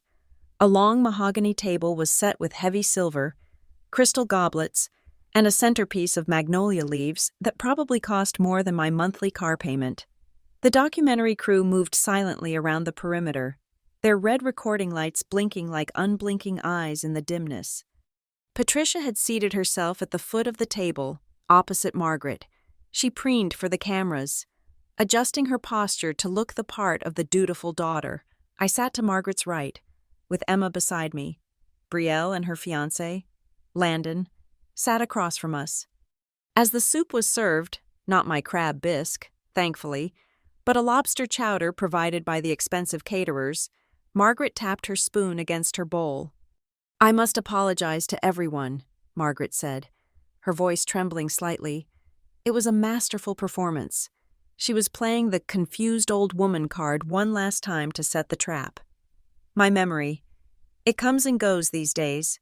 I have been trying to get my affairs in order for the will reading tomorrow, but I get so muddled about who has done what for me." She looked around the table with wide, innocent eyes. "Remind me," she said, "who has been managing my healthcare expenses? And the family events? I want to make sure I credit the right person." Patricia straightened up, practically glowing in the candlelight. She shot a look at the camera to make sure it was focused on her. "Oh, Mother," Patricia said, reaching out to touch Margaret's hand. "You do not need to worry about that. I have handled everything. For years, it is my burden to bear, but I do it gladly. You know how it is. I raised 2 daughters alone. I manage the estate. I have never asked for help from anyone." She cast a quick, disparaging glance at me. "Unlike some people," she added with a sigh, "I learned early on that you have to be strong. Nora, honey, do not take this the wrong way, but you know how much I have had to support you and Emma. It is fine, really. That is what mothers do."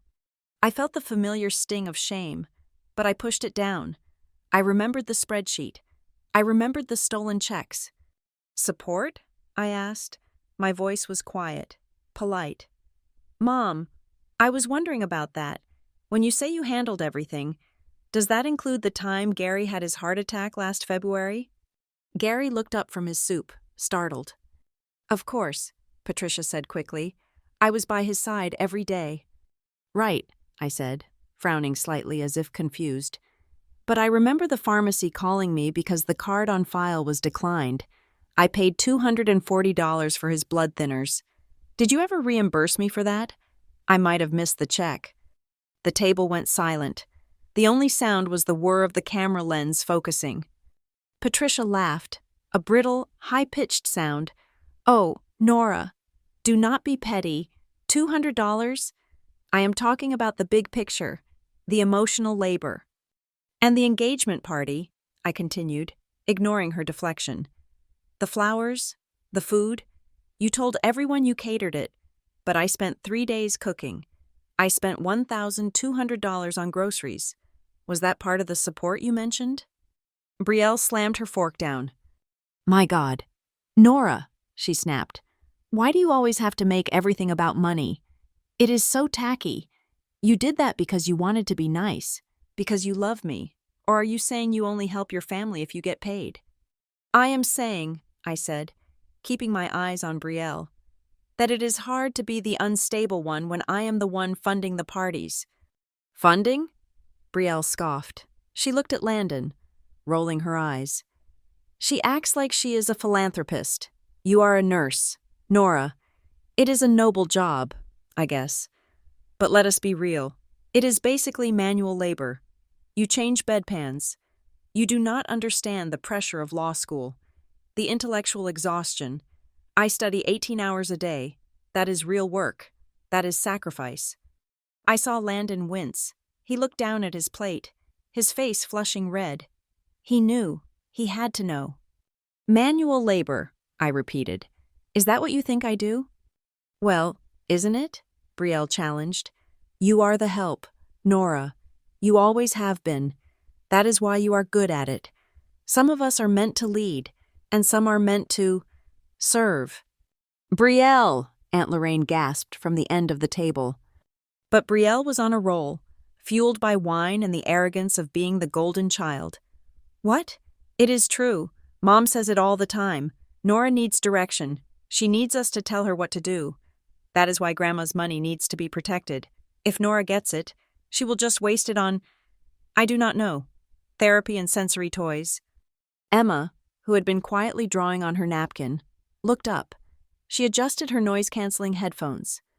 Grandma Margaret says I should draw airplanes because they make me happy, Emma said. Her voice was small but clear in the tense room. She looked directly at Patricia. But Grandma Patricia told me to stop talking about airplanes because I'm annoying and I make everyone tired. The silence that followed was absolute. It was heavy, suffocating, and thick with truth. Patricia turned pale.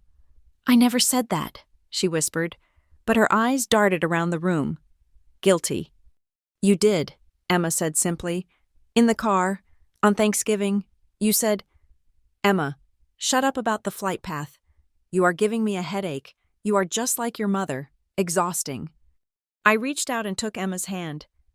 Thank you for telling the truth, Bug. Aunt Lorraine stood up. She was shaking. She looked from Patricia to Brielle, and then to me. I heard rumors, Lorraine said, her voice trembling with anger. Patricia told me you were difficult. Nora, she told me Emma was out of control. But I am watching a little girl behave better than a law student. She turned to Margaret. Margaret, Lorraine said, do you see this? Do you see how they treat her? Margaret placed her spoon gently in her empty bowl. She dabbed her mouth with a linen napkin. I see it, Margaret said softly. She looked up, and the confused old lady act dropped completely. Her eyes locked onto Patricia's.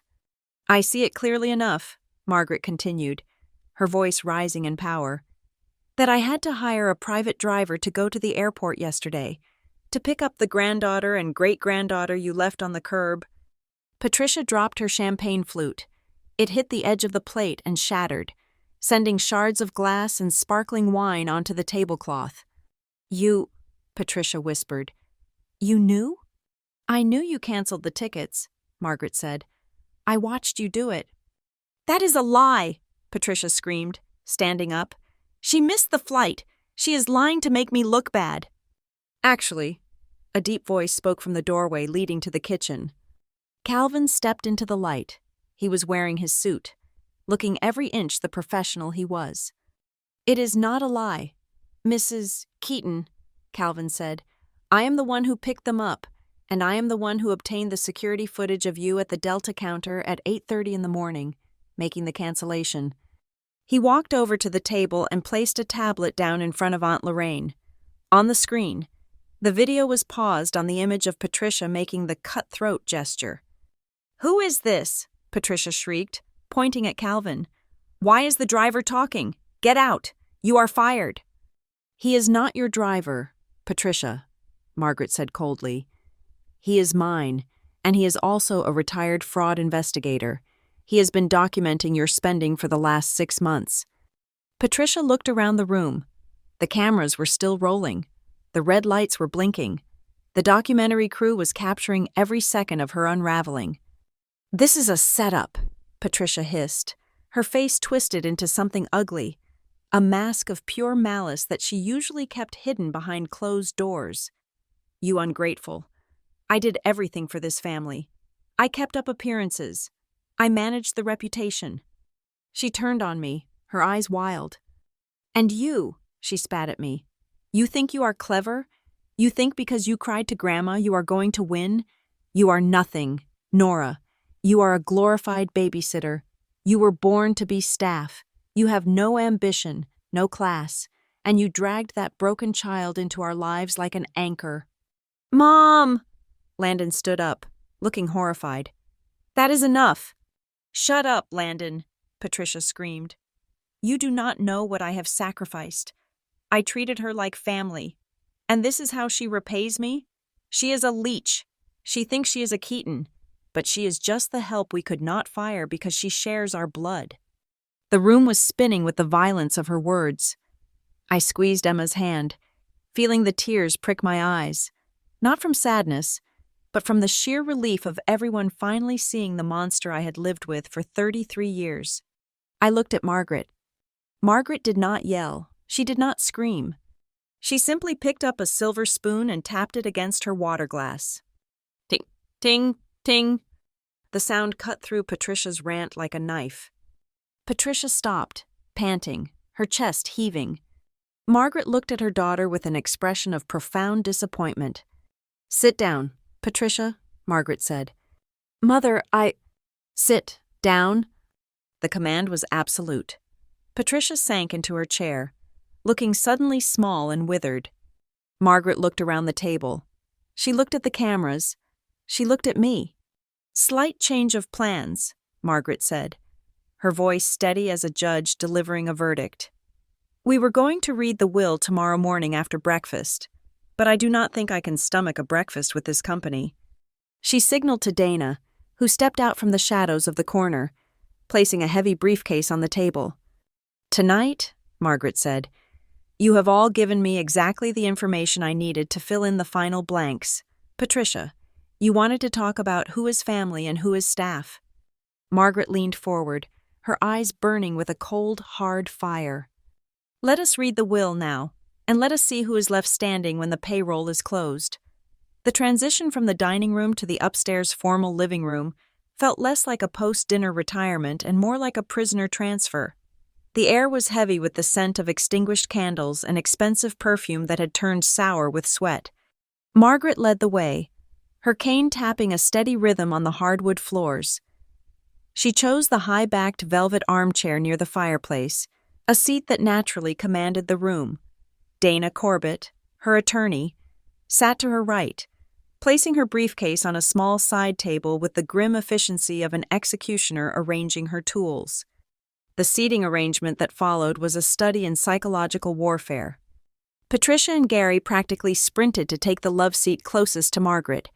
They sat shoulder to shoulder, leaning forward, their faces arranged in expressions of dutiful concern. They looked like eager heirs in a bad soap opera, confident that their proximity to the matriarch would somehow translate into proximity to her bank account. Across from them, on the long beige sofa, sat Brielle and Landon. Brielle was checking her makeup in her phone camera, aggressively ignoring the reality of the dinner that had just occurred.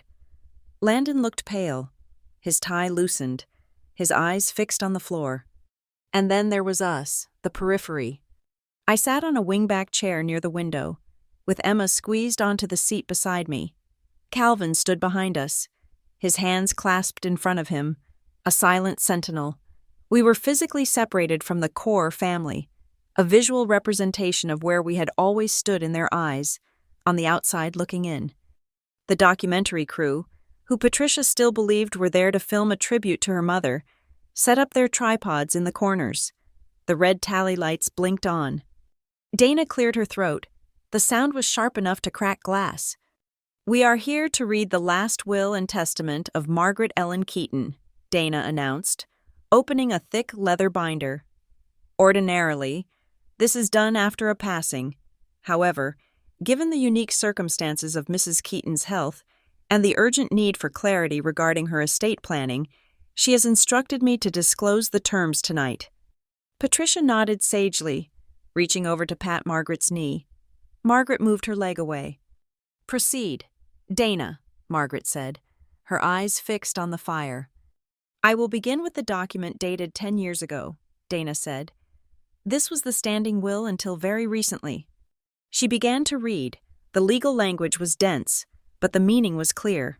In this version, the bulk of the estate, including the Savannah property, the investment portfolio, and the family jewelry, was left to my beloved daughter, Patricia Keaton. There were small bequests for grandchildren, but Patricia was the king. Patricia let out a breath she had been holding. She smiled at Gary, a triumphant, tight-lipped smirk. "Then," Dana continued, "however, that will was revoked." Patricia's smile faltered, but she recovered quickly. "Of course," she said, her voice loud and performing for the cameras. "Mother has been so confused lately. I am sure she forgot she updated it to include the trusts we discussed for Brielle. It is fine. We know what she meant to do." Dana looked over her red spectacles at Patricia. "The will was revoked," Dana repeated, "by a codicil and a new trust structure finalized and signed at 11:30 last night." The room went dead silent. "Last night?" Brielle asked, looking up from her phone. "But Grandma was with us. She was sleeping." "Your grandmother," Dana said, "was in a strategy meeting with me and her witnesses." Dana turned the page. The sound of the crisp paper was deafening. "I will now read the terms of the Keaton Family Trust, as established effective immediately. The primary beneficiary of the liquid assets, totaling $12 million, and the co-owner of the Savannah estate, is Nora Keaton." I heard a gasp. I realized it came from me. Patricia froze. Her face went slack, as if the muscles had been severed. "Nora?" Gary blurted out. "But she is a nurse. She does not know how to manage capital." "Nora Keaton," Dana continued, ignoring him, "is also named the sole executive director of the newly formed Keaton Foundation for Autism Support. This foundation will receive the remaining 40% of the investment portfolio. Nora will draw a salary commensurate with a CEO-level position, independent of her inheritance." I felt Emma shift beside me. I squeezed her hand. A foundation. She had created a foundation. "This is a joke," Patricia whispered. She stood up, her hands shaking. "This is a joke. Mother, tell them it is a joke. You cannot give everything to her. She is unstable. She can barely pay her rent." "She can barely pay her rent," Margaret said, speaking for the first time, "because she has been paying yours, Patricia." "Sit down, Mrs. Keaton," Dana ordered. "I am not finished." Patricia sank back down, looking like she had been punched in the gut. Regarding Patricia and Gary Keaton, Dana read, "You are hereby granted a monthly stipend of $5,000. "5,000?" Patricia shrieked. "That does not even cover the country club dues. We have a mortgage. We have a lifestyle." "The stipend," Dana said, raising her voice, "is conditional. It is a revocable grant. It will be deposited on the 1st of the month, provided that the following conditions are met. 1. No disparagement, public or private, of Nora Keaton or Emma Keaton. 2. No attempts to contact Nora Keaton for financial requests beyond the stipend. 3. No interference with the operations of the foundation." Dana looked up, her eyes cold. "If any of these conditions are violated, if there is one text message asking for money, one snide comment at a dinner party, one attempt to undermine Nora's parenting, the stipend is permanently terminated. The trustees will monitor social media and financial communications." Gary turned purple. "You are treating us like children," he sputtered. "This is insulting." "It is parenting," Margaret said calmly. "I am doing what I should have done 40 years ago. I am setting boundaries." "And finally," Dana said, turning to Brielle, "regarding Brielle Keaton." Brielle sat up straighter. flipping her hair. Well, obviously I get my portion. I am the lawyer. I am the only one who understands this stuff. Brielle is granted a full scholarship fund for the remainder of her law school tuition. Dana read. Brielle smiled, relieved. Okay, good. However, Dana continued, the funds will be dispersed directly to the university, semester by semester. The condition for release is that Brielle must complete 20 hours per month of pro bono legal consulting for low-income families with special needs children. These hours must be signed off by the executive director of the foundation. Brielle blinked. She looked at me. You want me to work for her? She asked, her voice rising to a screech. You want me to report to Nora? She is a nurse. I am going to be a litigator. I do not work for free. Then you do not get the tuition, Margaret said simply. You said earlier tonight that Nora's work was manual labor and that she was the help. I think it is time you learned what it actually feels like to serve someone other than yourself. I won't do it, Brielle spat. Landon will pay for my school. We do not need your money, right, Landon? She turned to her fiancé. Landon did not answer immediately. He was staring at me.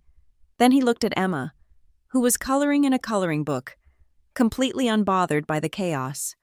Landon? Brielle nudged him. Tell them. Landon stood up. He adjusted his jacket. He looked tired, so incredibly tired.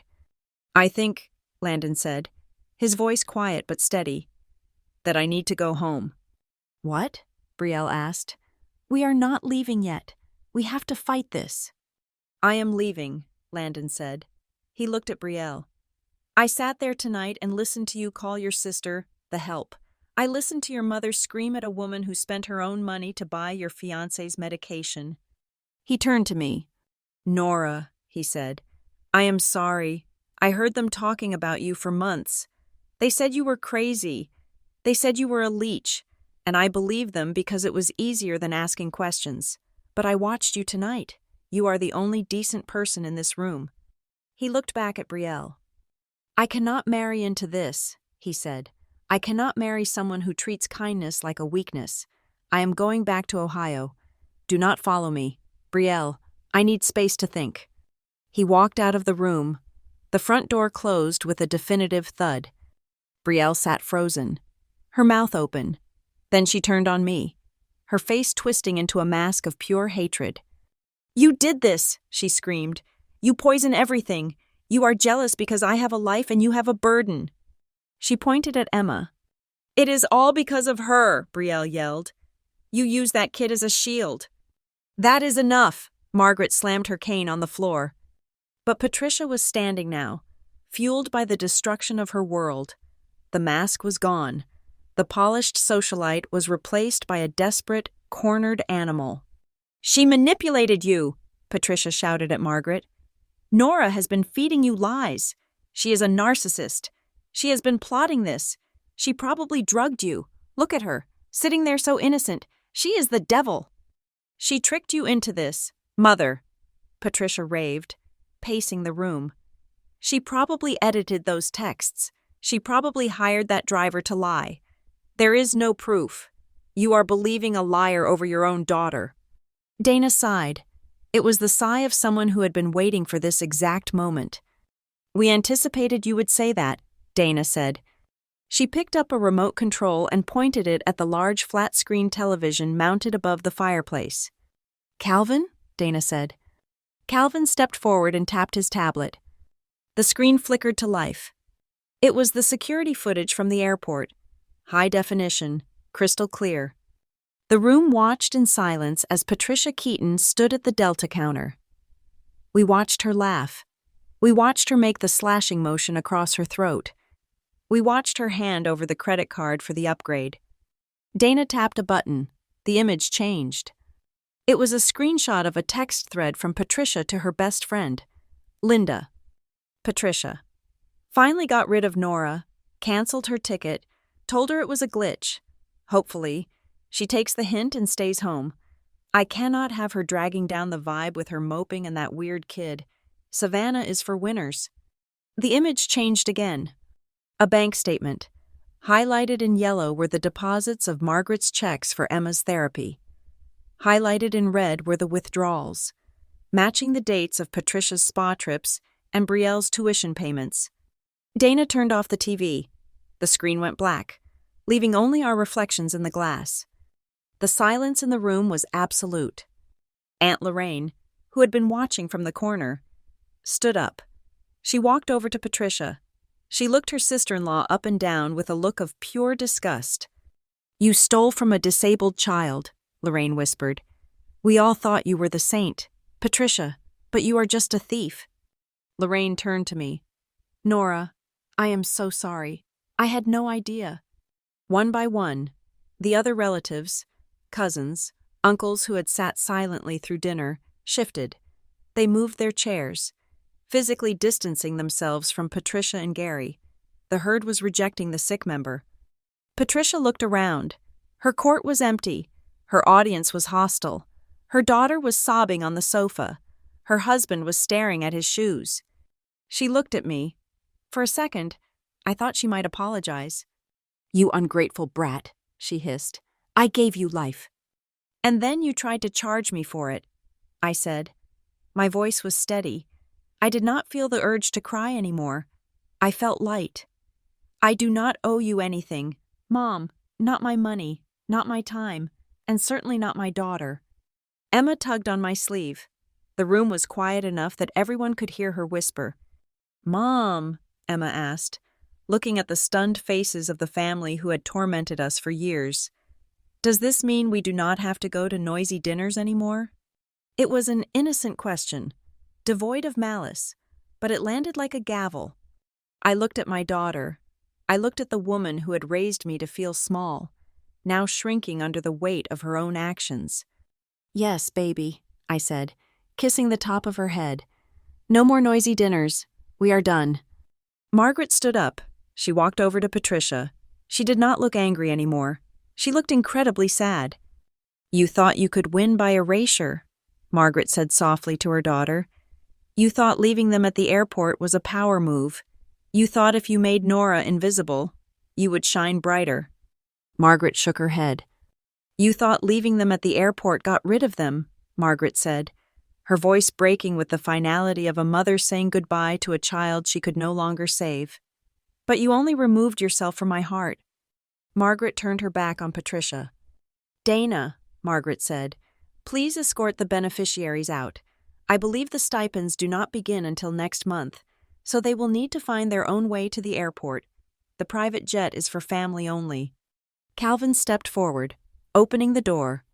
"This way, Mrs. Keaton," Calvin said. Patricia stood there for a moment, looking at the luxury she was losing, looking at the mother she had underestimated and the daughter she had abused. Then, with a sob that sounded like something breaking, she turned and ran out of the room. We sat in the silence she left behind. The air tasted clean.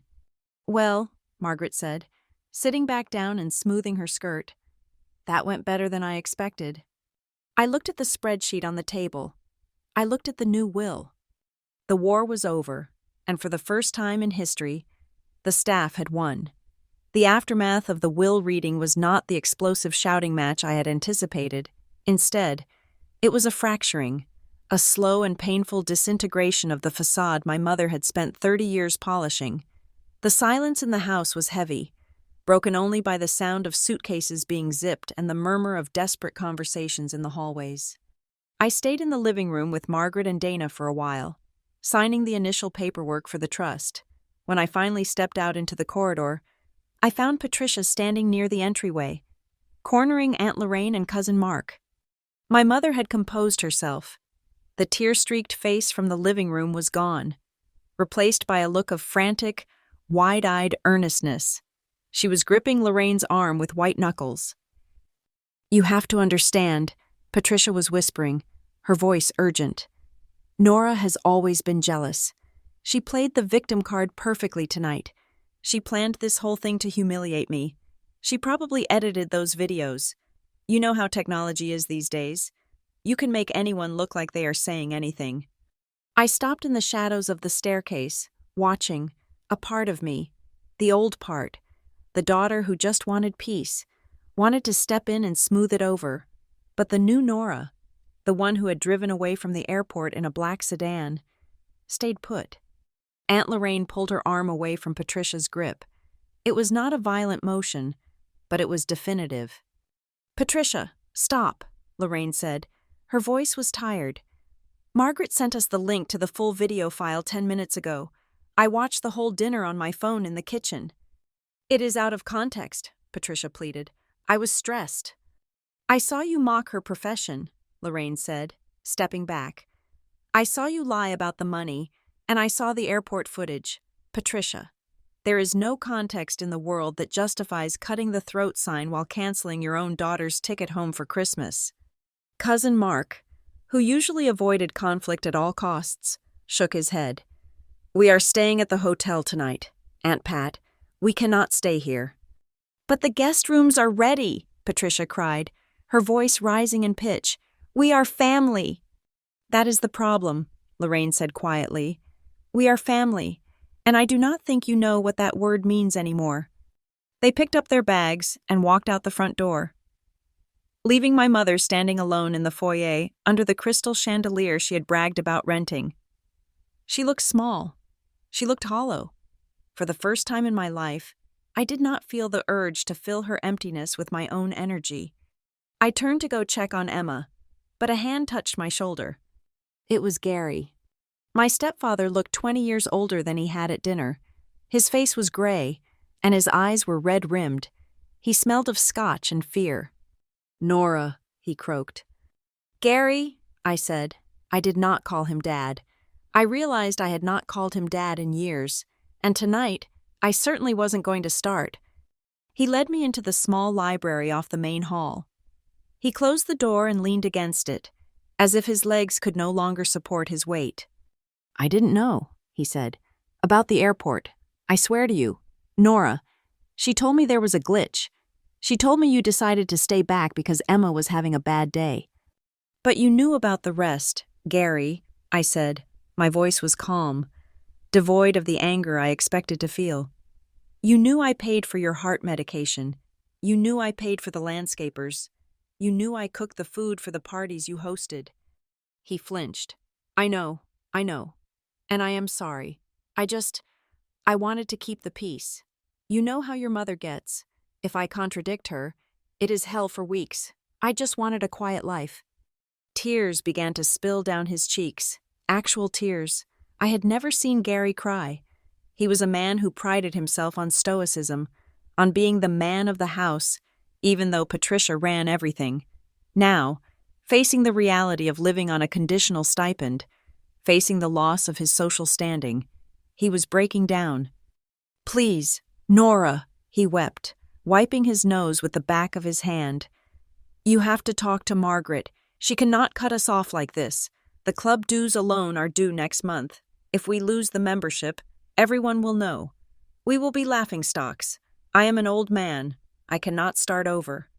He looked at me with pleading eyes, waiting for me to do what I always did. He was waiting for me to say, "It is okay. Gary, I will fix it. I will talk to her. I will write a check." I looked at him, and I saw him clearly for the first time. He was not a victim of Patricia's bullying. He was her accomplice. He had traded his spine for a comfortable life, and he had paid for his comfort with my labor. "I cannot help you, Gary," I said. He stopped crying for a second, stunned. "What?" "I said I cannot help you. The terms of the trust are clear. If you want the stipend, you have to live within your means. $5,000 a month is more than most families in this country live on." "But you are the executive director," he argued. "You can make exceptions." "I won't," I said. "How can you be so cold?" he whispered. "I raised you." "You watched me drown," I corrected him. "You stood on the shore and watched me drown because you didn't want to get your shoes wet. You chose silence. Gary, whatever happened in this house, you let it happen because it was easier for you." I opened the door. "Silence is not neutrality," I said, looking back at him one last time. "Silence is choosing the side of the abuser. You made your choice. Now you have to live in the quiet you fought so hard to keep." I walked away. leaving him sobbing in the library. I felt lighter with every step. I needed air. The house felt suffocating, filled with the ghosts of arguments past. I walked out through the French doors onto the back veranda. The Savannah night was cool, the air thick with the scent of jasmine and damp earth. Brielle was standing by the railing, smoking a cigarette. I had not seen her smoke since she was a teenager hiding behind the garage. She was still wearing her red dress, but it looked wrinkled now. Sad. She turned when she heard my footsteps. Her face was a mess of smeared mascara and blotchy skin. "Are you happy?" she snapped, flicking ash into the garden below. "You got it all. The money, the house, the power. You must be thrilled." "I am not thrilled," I said, leaning against a column a few feet away from her. "I am exhausted." "Oh, spare me," Brielle scoffed. "You walked in here like the Queen of Sheba. You humiliated me in front of my fiancé, in front of the cameras. You ruined my life, Nora." "You ruined your own life, Brielle," I said. "You spent money that belonged to a disabled child on handbags and first-class tickets. Did you really think that would never catch up with you?" "It was Mom!" Brielle shouted, her voice cracking. "Mom gave me the money. She said it was family funds. How was I supposed to know?" "You are a law student," I said. "You just finished a semester on ethics and trusts. Did you never wonder where the extra cash was coming from when Mom and Gary are leveraged to the hilt on the mortgage?" She went silent. She looked down at her hands. The shame was radiating off her, hot and sharp. "I am going to have to drop out," she whispered. "Landon is going to leave me. I have no money for tuition. I have nothing." She looked at me, and for a second, I saw the little sister I used to braid hair for, the little girl who used to look up to me before Patricia taught her that looking down was more profitable. "You do not have to drop out," I said. I reached into my pocket and pulled out a folded document. It was a copy of the scholarship agreement Dana had drafted. "Margaret meant what she said," I told her, holding out the paper. "The tuition is fully covered, every cent." Brielle looked at the paper like it was a snake. "With conditions. You want me to be your slave. You want me to work for free." "I want you to work for the clients," I said. "Not for me. I want you to take 20 hours a month. That is 5 hours a week. Brielle, and sit with families who have autistic children. I want you to help them fight insurance companies. I want you to help them secure IEPs in schools. I want you to use that sharp, ruthless brain of yours to fight for people who actually need it, instead of using it to defend Mom's bad behavior." She took the paper, her hands trembling. "Why?" she asked. "After everything I said to you? I called you the help." "Because you are good at law," I said honestly. "You are a shark, Brielle, and these families need a shark. If you really want to be a lawyer, prove it. Prove you can win a fight that is not rigged in your favor." I stepped closer to her. "Do not do it for me," I said. "And do not do it for Mom. Do it because for the first time in your life, you have a chance to pay your own way. It feels good. Brielle, I promise." She looked at the paper, then at me. She didn't say thank you. She couldn't. Not yet. But she folded the paper carefully and put it in her pocket. "I will think about it," she muttered. "You do that," I said. The sound of tires crunching on gravel drew our attention to the driveway. A taxi had pulled up. Landon came out of the house. He was carrying his duffel bag. He looked rumpled, but his shoulders were set. He walked up to the porch steps. He looked at Brielle, then at me. "I called a cab," he said. "I am catching the red-eye to Columbus." "Landon," Brielle started, stepping forward. "Please, we can talk about this. I can explain." "There is nothing to explain," Landon said gently. "I saw who you are tonight, Brielle, and I saw who I become when I'm around your family. I do not like that version of myself." He turned to me. "Nora," he said, "you are a good mother and a good sister. I am sorry it took me this long to see it."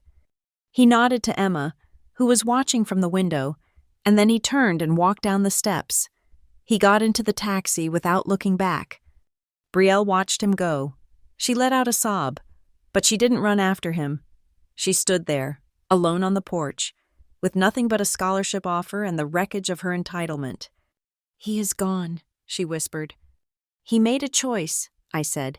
"Now you have to make yours." I left her there and went back inside. The living room was quiet. The cameras were packed away. The crew had left. Margaret was sitting in her chair, looking at the fire. Patricia was standing in the center of the room. She looked disheveled. Her mascara was running, and her hair was coming loose from its perfect bun. "He left me," Patricia said to no one in particular. "Gary went to bed. He would not even talk to me, and Landon left." She spun around to face me as I entered. "You did this," she screamed, her voice raw. "You poisoned them against me. You brainwashed your grandmother. She was fine until you started whispering in her ear." Margaret stood up. She moved slower now, the adrenaline of the evening fading, but her voice was still steel. "Stop it, Patricia," Margaret said. "She brainwashed you," Patricia yelled, pointing a shaking finger at me. "She turned you against your own daughter." Margaret walked over to me. She put an arm around my waist, leaning on me for support. We stood there, a united front against the woman who had tried to break us both. "No one brainwashed me," Margaret said, her voice low and resonant in the empty room. "You cannot brainwash someone who has finally woken up. I was asleep for a long time. Patricia, I let you handle things because I was tired, but I'm awake now, and I see everything." Patricia stared at us. She looked at the bond between us, the genuine respect, the shared strength, and she realized it was something she had never possessed. She had only ever had leverage, and now she had nothing. She turned and fled up the stairs, her sobs echoing in the cavernous house. For the next 3 days, I stayed in Savannah. While Patricia and Gary packed their things in sullen silence and took a commercial flight home, economy class, paid for by their new stipend, I sat with Dana and Margaret in the sunroom, building the future. We filled out the paperwork to transfer the deed of the Savannah estate to the Keaton Foundation. Margaret wanted to turn the main house into a respite center for families with autistic children, a place where they could come for vacations, completely free of charge, with sensory-friendly rooms and staff who understood their needs. "It is perfect," I said, looking at the blueprints Dana had drawn up. "We can turn the ballroom into a sensory gym, and the guest cottages can be family suites." "And you will run it," Margaret said, signing a document with a flourish. "I have to go back to Ohio to pack up the apartment," I said, "but I think I can do this." I opened my laptop and drafted an email to the Chief of Nursing at Crescent Hill Medical Center. Subject: Transition to remote part-time consultant role. Dear Mrs. Henderson, due to a change in family circumstances and my appointment as Executive Director of the Keaton Foundation, I will be resigning from my full-time floor position effective immediately. However, the Foundation is looking to partner with regional hospitals to provide grant funding for pediatric autism support. I would love to discuss a partnership where I consult remotely to help Crescent Hill implement these programs. I hit send. For the first time in my career, I was not asking for a shift. I was offering a grant. The power dynamic had shifted entirely. Revenge, I realized as I watched the sent notification pop up, was not about burning the hospital down. It was about owning the hospital. It was not about cutting Patricia out of my life with a knife. It was about building a wall of success so high she could only look over it, never climb it. I was not destroying the family, I was restructuring it. I was building a new architecture where kindness was the currency and where abuse was bankrupt. On our last evening in Savannah, before we flew back to Ohio to finalize the move, I stepped out onto the front porch. The sun was setting, painting the sky in streaks of violet and gold. The Spanish moss swayed gently in the breeze. Emma was sitting on the swing, her legs dangling. She was holding her map of the flight path home. "Mom," she said, looking up, "the wind speed is 5 knots. Visibility is 10 miles. Optimal conditions." "It certainly is," I said, sitting down beside her. Margaret came out a moment later. She sat in the wicker rocking chair, a blanket over her knees. She looked tired. but happy. We did it, Margaret said softly. I looked out at the long driveway where the black sedan had first appeared in my mind's eye. The vehicle of my salvation. I used to think I was the worst daughter in the world, I said, leaning my head on Margaret's shoulder. I thought I was ungrateful because I couldn't make them happy. You were never ungrateful, Margaret said, reaching over to hold Emma's hand. You were just trying to water a garden that had been salted. I took a deep breath of the sweet, humid air. I looked at my daughter, who was safe, loved, and rich in ways that had nothing to do with money.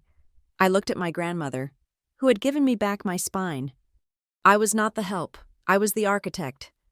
Are we ready to fly tomorrow? Emma asked. We are ready, I said. We are the pilots now. I watched the fireflies start to blink in the twilight, feeling the weight of the last decade dissolve into the night. I was an adult. I was a protector. And I was finally, truly, free. The overhead announcement at Denver International Airport chimed with a four-note melody that used to make my stomach clench. It was the sound of delays, of rushing, of things going wrong. But today, standing in the sun-drenched atrium of Terminal B, the sound was just background noise, no more threatening than the hum of the air conditioning. I adjusted the strap of my laptop bag. It was a sleek leather messenger bag, not the fraying backpack I had lugged around for years. Inside was my speech for the West Coast Autism Rights Conference, where I was listed in the program not as Patricia Keaton's daughter, but as Nora Keaton, Executive Director of the Keaton Foundation. This moment was a mirror image of the day my life changed, a reflection distorted by time and circumstance. Just like that day in Ohio, the terminal was crowded. Just like that day, the air smelled of coffee and jet fuel. Just like that day, Emma was wearing her noise-canceling headphones. But the differences were what mattered. Emma was not clinging to my leg in terror. She was standing beside me, checking the departure board on her own tablet, her finger tracing the flight numbers with calm precision. She was wearing a soft, sensory-friendly hoodie that we had designed together for the Foundation's new merchandise line. And I was not alone. Margaret was beside us. She was seated in a lightweight travel wheelchair, not because she was frail. She had insisted loudly to the skycap, but because airports are designed by sadists who hate knees. She looked regal in a navy pantsuit, her silver hair catching the light from the high windows. We are on time, Emma announced, looking up from her screen. Flight 204 to San Francisco, Gate B32. The aircraft is an Airbus A321. It has a good safety rating. Thank you. Bug, I said, smiling. You are the best navigator I know. We began to walk toward the gate. I moved with a leisurely pace, the frantic hustle of my past life completely gone. I had pre-check, I had lounge access, I had a bank account that did not scream when I bought a bottle of water. But more importantly, I had boundaries. As we approached the seating area for our gate, the crowd thinned slightly. I was looking for a quiet corner for Emma to wait when I saw her. At first, my brain refused to process the image. It filed the woman under generic distressed traveler. She was standing near a trash can, holding a phone to her ear. Her camel-colored coat, once her signature piece of armor, was wrinkled at the hem. Her hair, usually lacquered into an helmet of perfection, was frizzy at the temples, as if she had been pulling at it. It was Patricia. I stopped walking.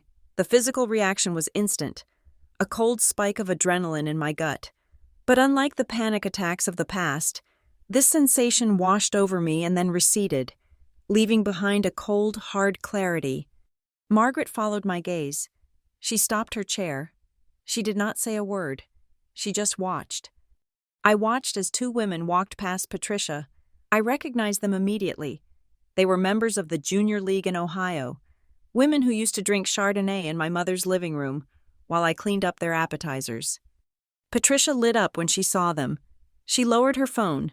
She waved, a desperate, frantic flutter of her hand. "Nancy, Carol," she called out.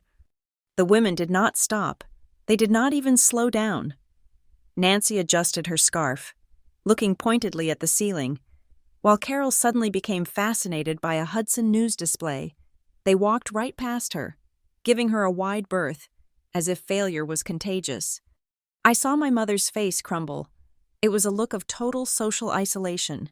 The video of the dinner, and the subsequent release of the airport security footage showing her canceling my ticket, had gone viral in their small, elite circle. She had not just lost her stipend, she had lost her audience, and for a narcissist, that was a fate worse than death. She turned, looking for anyone who might acknowledge her existence. Her eyes landed on me.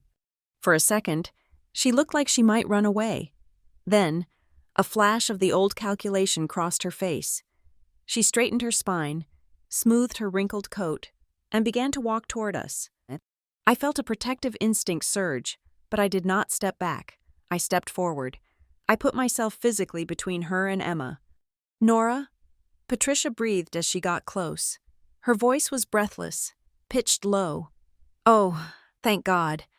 I saw on Facebook that you were speaking at the conference. I happened to have a layover here on my way to visit Aunt Ida in Arizona." Aunt Ida lived in a trailer park and had not spoken to the family in 20 years. Patricia was scraping the bottom of the barrel. "Hello, Mom," I said. My voice was neutral. It was the voice I used for vendors who tried to overcharge the foundation. She reached out, as if to touch my arm. I took a half step back. Her hand dropped. "Nora, please," she whispered, glancing around to see if anyone was watching. "Can we talk? Just for a minute? I have been trying to call you for months. The lawyers block everything. The conditions of the trust are clear." "Mom," I said, "no direct contact regarding financial matters." "It is not about money," she hissed, though her eyes darted to my expensive bag. "It is about us. I am your mother. Look at me. I am a pariah. Those women. They used to beg for my invites. Now they treat me like I have a disease." "That is a consequence," I said, "not a disease." She flinched. "Nora, you have to stop this punishment. It has been months. I have paid the price. I lost the house. Gary and I are in a condo, a 2-bedroom condo. Nora, it is humiliating." I looked at her. She was measuring her suffering in square footage. She still did not get it. "We are not doing this here," I said. "Please," she begged, her voice cracking. "Just 5 minutes. Let us go to the club lounge. Just you and me. I can explain everything. I was under so much stress back then. You do not know what it was like. Raising 2 girls alone. Trying to keep up appearances. I did it all for you." I raised my hand. It was a small gesture, but it stopped her mid-sentence. "I'm going to give you 2 minutes," I said, "here, in the open, where there are cameras and witnesses." She looked around nervously. "And," I continued, "there will be no yelling, no guilt trips about how hard your life was, and no lies." Patricia swallowed hard. She looked older than I had ever seen her. The Botox was wearing off, revealing deep lines of bitterness around her mouth. I miss you," she lied. "I miss my family. Gary is useless. He just sits in his chair and stares at the wall. And Brielle? She won't even answer my texts. She is so busy with her legal clinics that she has no time for her own mother." She said legal clinics with a sneer, as if charity work was a dirty habit Brielle had picked up. "Brielle is happy," I said. "She is finally doing something real." Patricia looked at Emma, who was standing behind me, watching the interaction with wide, intelligent eyes. "And Emma," Patricia said, her voice taking on a wheedling tone, "my granddaughter. I miss her so much. I still have her drawings on my fridge." That was a lie. I knew for a fact she threw them out the second we left the house. I stepped aside slightly, revealing Emma. "If you want to talk to us," I said, "you can start by apologizing to her." "To Emma?" Patricia blinked. "For what?" "For teaching her that she was a burden." I said, "For teaching her that love comes with a mute button. Apologize for telling her to shut up about the things she loves." Patricia looked at Emma. Emma looked back, her expression unreadable. "Go on," I said softly. Patricia took a step toward the child she had marginalized for 8 years. She opened her mouth. "Emma, honey," she began. "Grandma is sorry if you felt like I was mean. I get headaches, you know? And sometimes noise is just so hard for me. I didn't mean to make you feel bad. I just wanted you to be—" She stopped. She was doing it again, justifying, making it about her headache. Emma took off her headphones. She let them rest around her neck. "It is okay." "Grandma?" Emma said. Her voice was clear, cutting through the airport hum. Patricia let out a sob of relief. "Oh, thank you. Honey, you see, Nora? She forgives me. I know you are sad," Emma continued, interrupting her. "Mom says people who need to control everyone are usually very scared inside. I am sorry you are scared." Patricia froze. The patronizing smile died on her lips. She looked at this 8-year-old girl, and for the first time, she saw that Emma was not broken. Emma was observant. Patricia's chin trembled. She looked at me, her eyes filling with tears that finally looked real.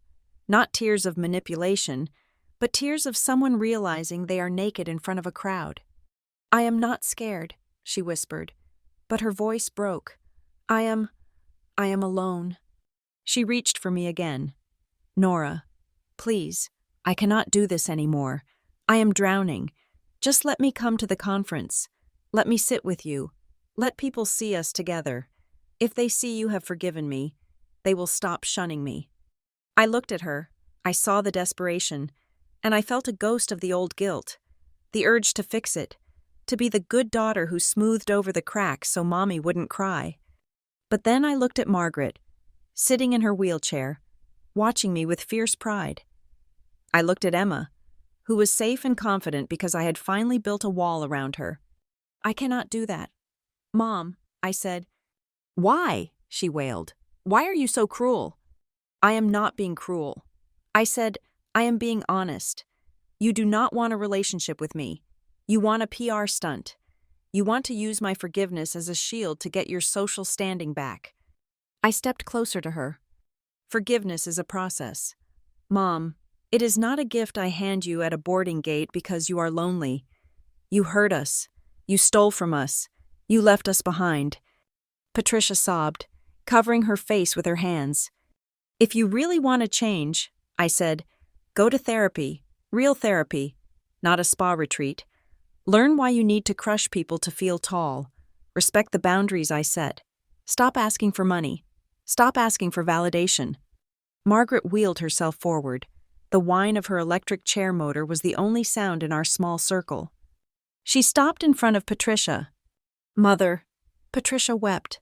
Tell her to stop." "Patricia," Margaret said. Her voice was not loud, but it carried the weight of a matriarch who had finally taken charge.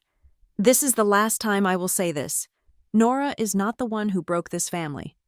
Margaret leaned forward. "You spent years painting over the cracks in this house. Patricia, you used Nora as the plaster. You used her silence as the paint. All she did was pull down the curtain. She let the light in. And if you do not like what the light reveals, that is on you, not her." The boarding announcement for our flight chimed. "Flight 204 to San Francisco. Now boarding Group 1. "That is us," Emma said, putting her headphones back on. I looked at my mother one last time. She was standing there, crumpled and small, a monument to her own selfishness. I reached into my bag. I did not pull out a checkbook. I did not pull out a tissue. I pulled out a business card. It was cream-colored, with the logo of the Keaton Foundation embossed in navy blue. I handed it to her. "What is this?" Patricia asked, sniffing. "We are launching a new volunteer program next month," I said. "It is for the respite center at the Savannah House. We need people to garden. We need people to change sheets. We need people to cook meals for the families who come to stay."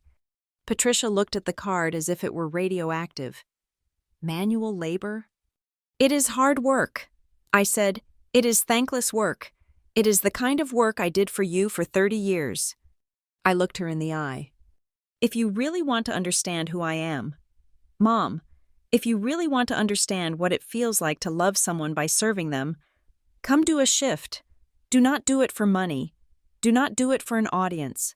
Do it because you want to understand. I let go of the card. She caught it reflexively. I turned around. Come on, Emma, come on. Grandma, we have a plane to catch. We walked away. We walked toward the gate, past the agent who scanned our first-class boarding passes. I did not look back. I knew she was standing there, holding the card, faced with the only choice that mattered: stay the queen of nothing, or become a servant to something real. We boarded the plane. The cabin was cool and smelled of leather. I helped Margaret into her seat. Window, row 1. I settled Emma into the middle seat, and I took the aisle. As the plane taxied to the runway, the engines roared to life. It was a sound of power, of forward momentum. I leaned my head back against the headrest and closed my eyes. For the first time in my life, I wasn't worrying about who was mad at me. I wasn't calculating the cost of the coffee I drank. I wasn't wondering if I was enough. I opened my eyes and looked at Emma. She had her tray table down. She was drawing. She was sketching the plane we were on, the curve of the wing, the jet engine, and next to the massive plane, she was drawing a small, sleek black car. She picked up a blue marker and wrote a caption at the bottom of the page. I leaned over to read it. The day Grandma sent the driver, everything changed. I smiled. I reached out and stroked her hair. It wasn't just the driver. I thought, it was the decision to get in the car. Revenge wasn't about screaming. It wasn't about burning down their house or humiliating them in public, though that had happened along the way. Revenge was this. It was the peace in my chest. It was the money in the bank that belonged to my daughter. It was the fact that when the plane lifted off the ground, pushing us back into our seats with the force of gravity, I was not afraid of falling. I looked out the window as the ground fell away. The cars on the highway looked like toys. Somewhere down there, Patricia was driving a rental car back to a condo she hated. But I was flying. I realized then that revenge is not about holding on to the past.